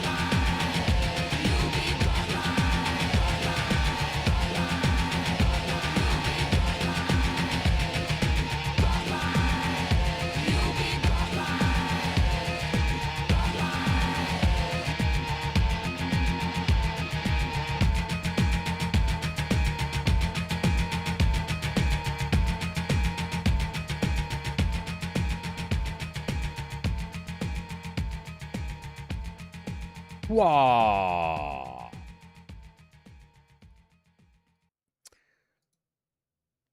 Too Dark Park is great. Skinny Puppy? Yeah, that's a fucking great one.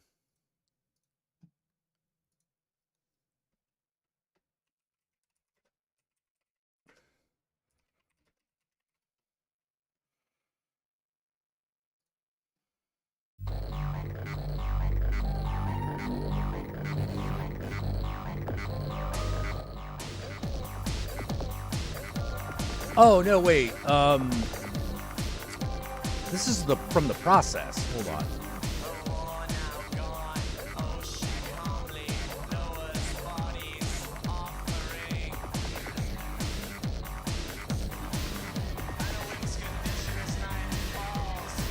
Yeah, this is Blue Surge.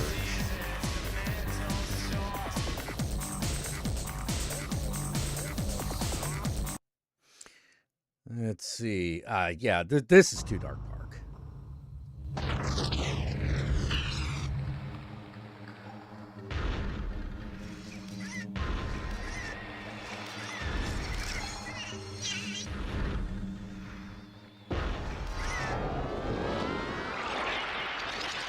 He's seeing monsters. He's losing his mind, and he feels it going.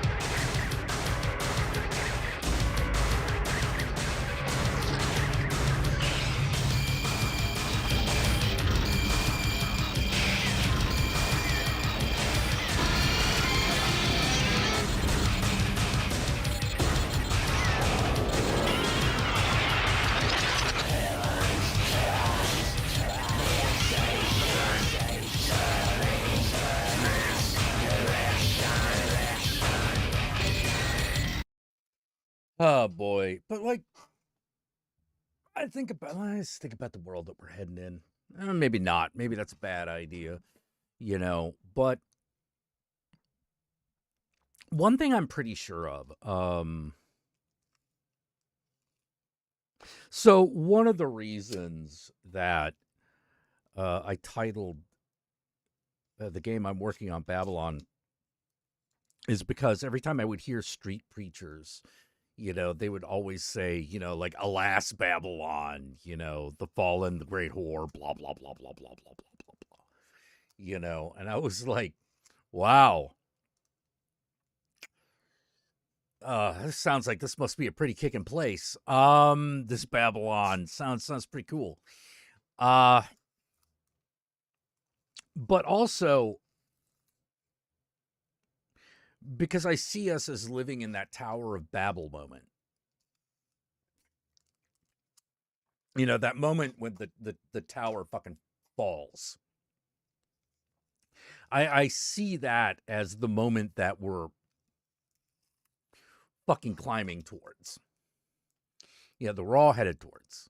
And I find myself going, wow, how interesting. How interesting that we are running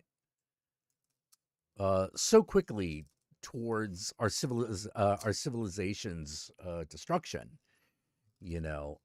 And when you live in the civilization for a little bit, you start to understand why.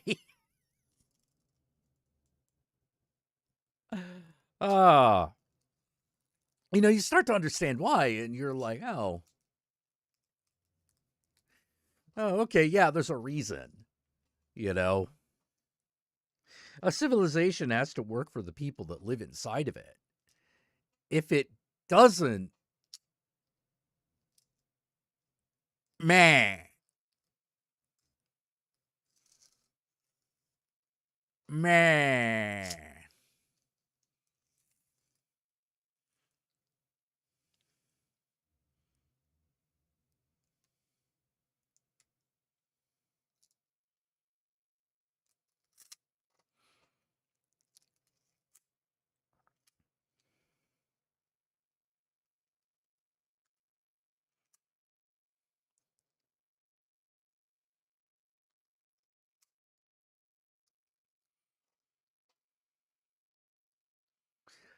Oh boy. Well, the problem with Elon and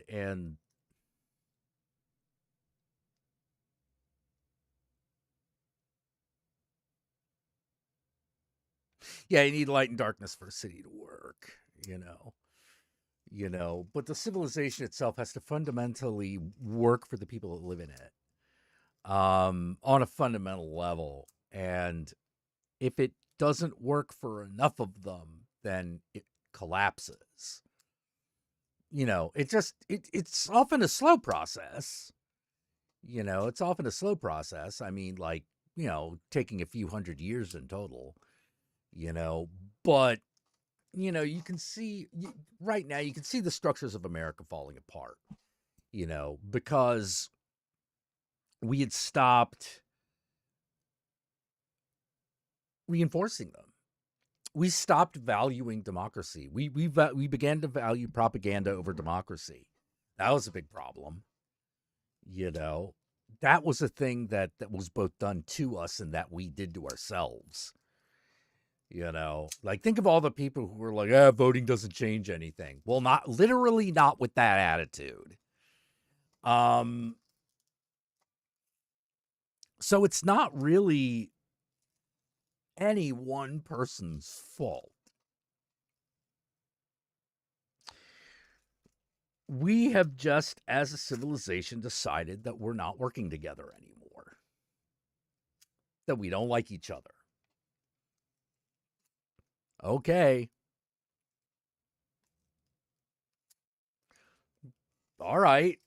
So the decline it is then.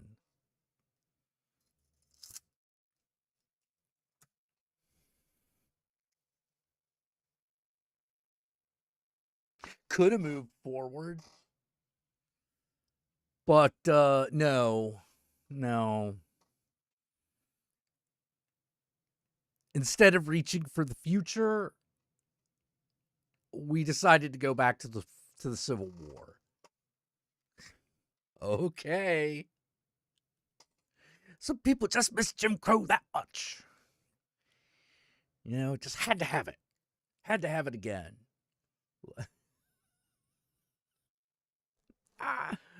Yeah, what's the death of a civilization? I don't know about society. Society changes a lot.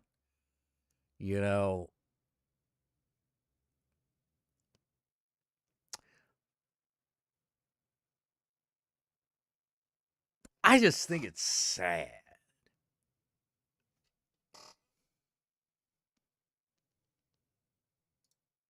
I just think it's sad. Like,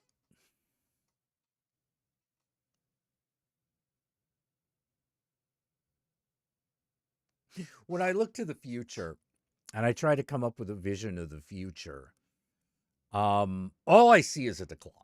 All I see is the decline. And I don't know if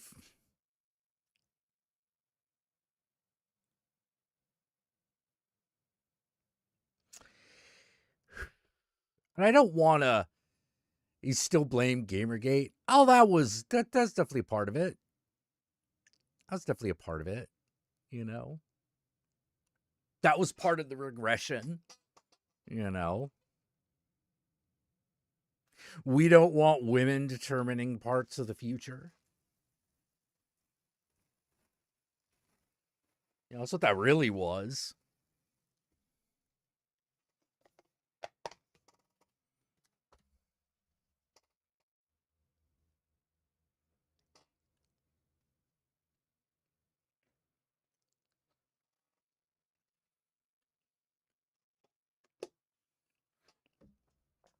we've kind of reached the peak of where patriarchy can take us.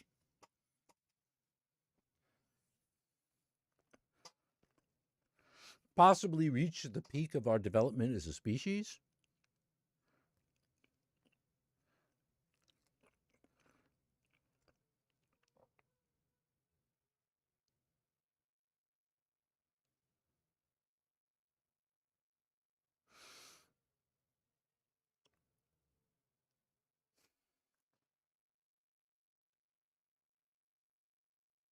You know, because I don't see where to go from here. I don't see where we can go from here. You know?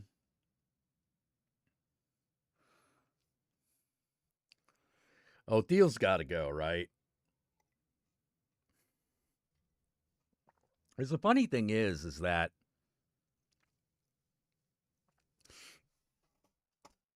if you want a little Schadenfreude, here it is. Even if those guys get their way, they're not going to get what they want.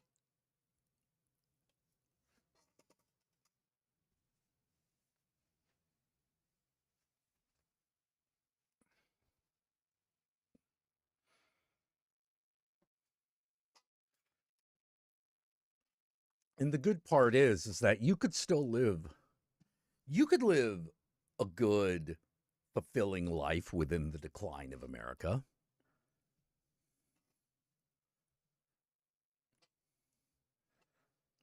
You can. You absolutely can. Just like you can live a good and fulfilling life if you are dirt poor.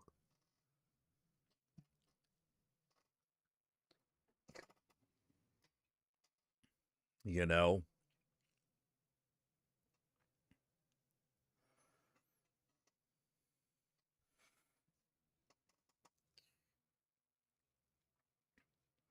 You know, so much of our suffering is caused by the need to be more than what we think we are.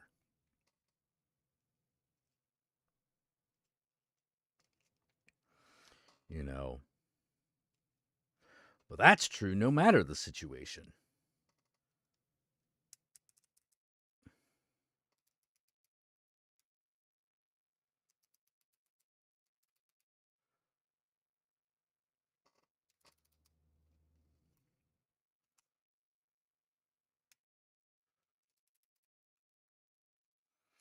Know what I mean?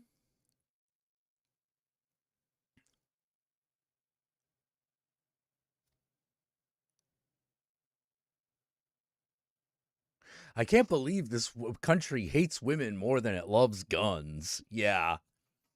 No? Oh.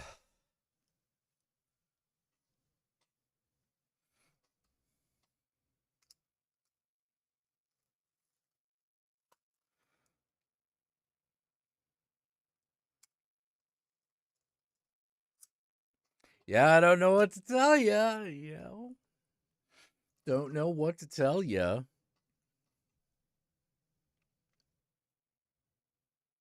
But I will tell you one thing. I'm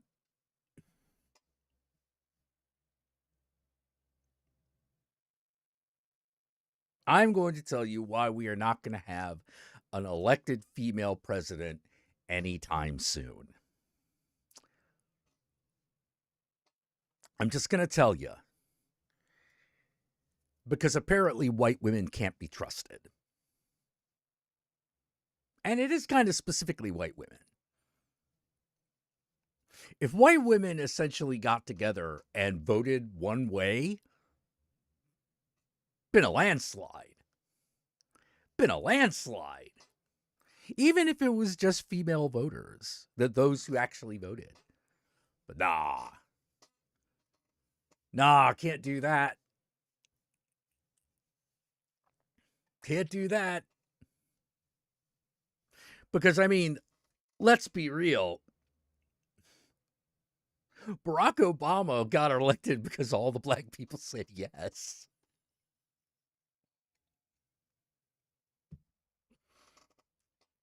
That's why he got elected. If all the white women had just gotten together and said, yeah, we'll vote for Hillary Clinton, or yeah, we'll vote for Kamala Harris, she'd have won a landslide. Oh.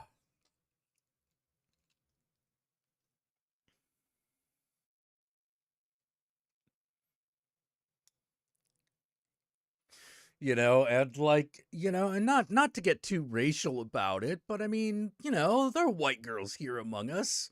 Think about it. How much you trust them bitches? How much you trust those other white women? White women. How much you trust them?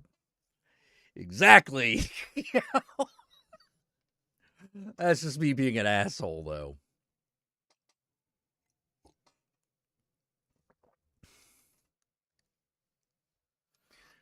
One of those like, oh, but what about the sisterhood? Ain't no sisterhood. That doesn't exist. Maybe it should, but it don't. Well, not among white people anyway.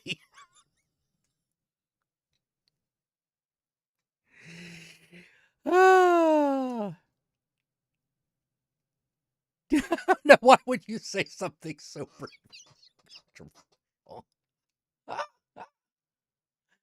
Oh. Yeah, well, that's the thing, right?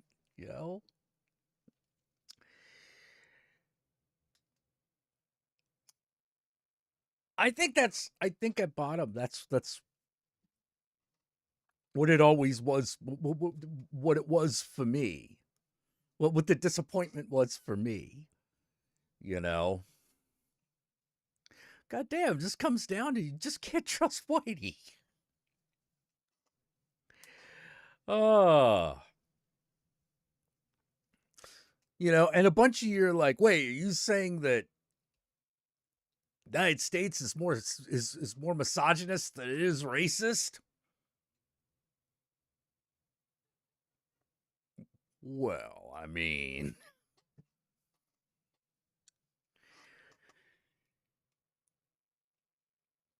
yes. Yes, I would. Oh, man.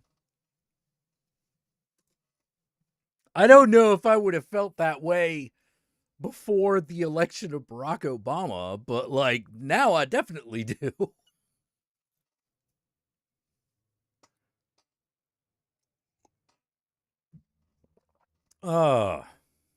Say it ain't so. I know, right? Oh.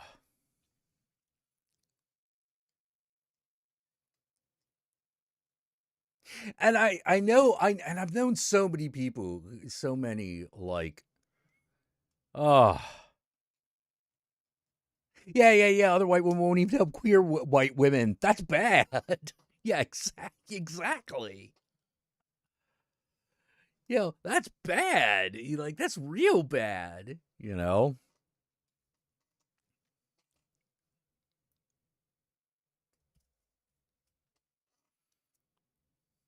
I shall return.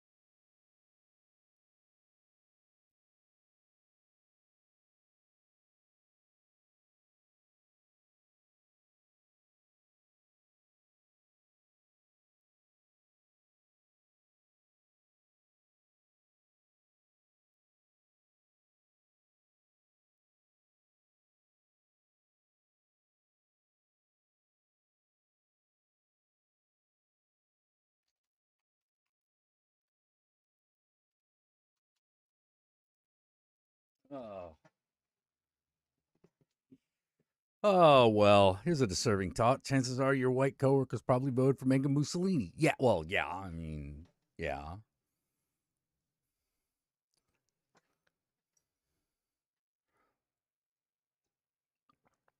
Oh, man. Yeah, yeah. So, what have we learned today? AI is just an attempt for humans to feel godlike, which is, yeah, I don't know. I don't think that's a good thing. I don't think that's a good thing because first of all, we're not going to reach anywhere near that power. You know, not even the power that we imagined.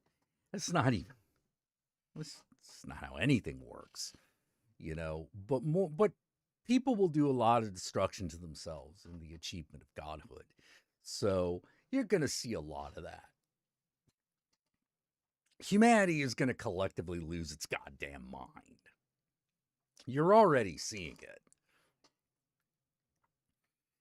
You're already seeing that shit. And, yeah, Neuromancer's by AI's making a booty call. Mm-hmm. White women as a group can't trust each other, which is too bad, which is very too bad, you know.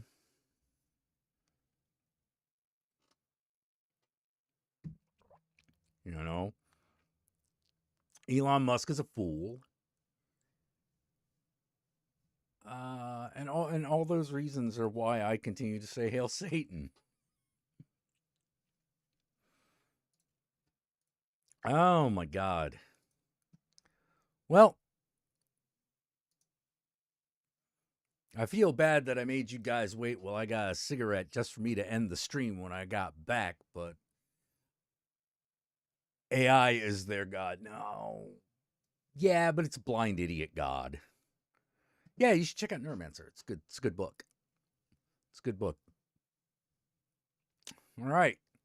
Well, I guess until next time, Ave Satas Disco Inferno, and Satan and I love y'all very much. Hail Satan. I guess I will talk to y'all's later. Good night. And don't get too discouraged out there. Remember, as I said, you can lead a perfectly fulfilling life in the decline of a civilization. You know, trust me. Good night.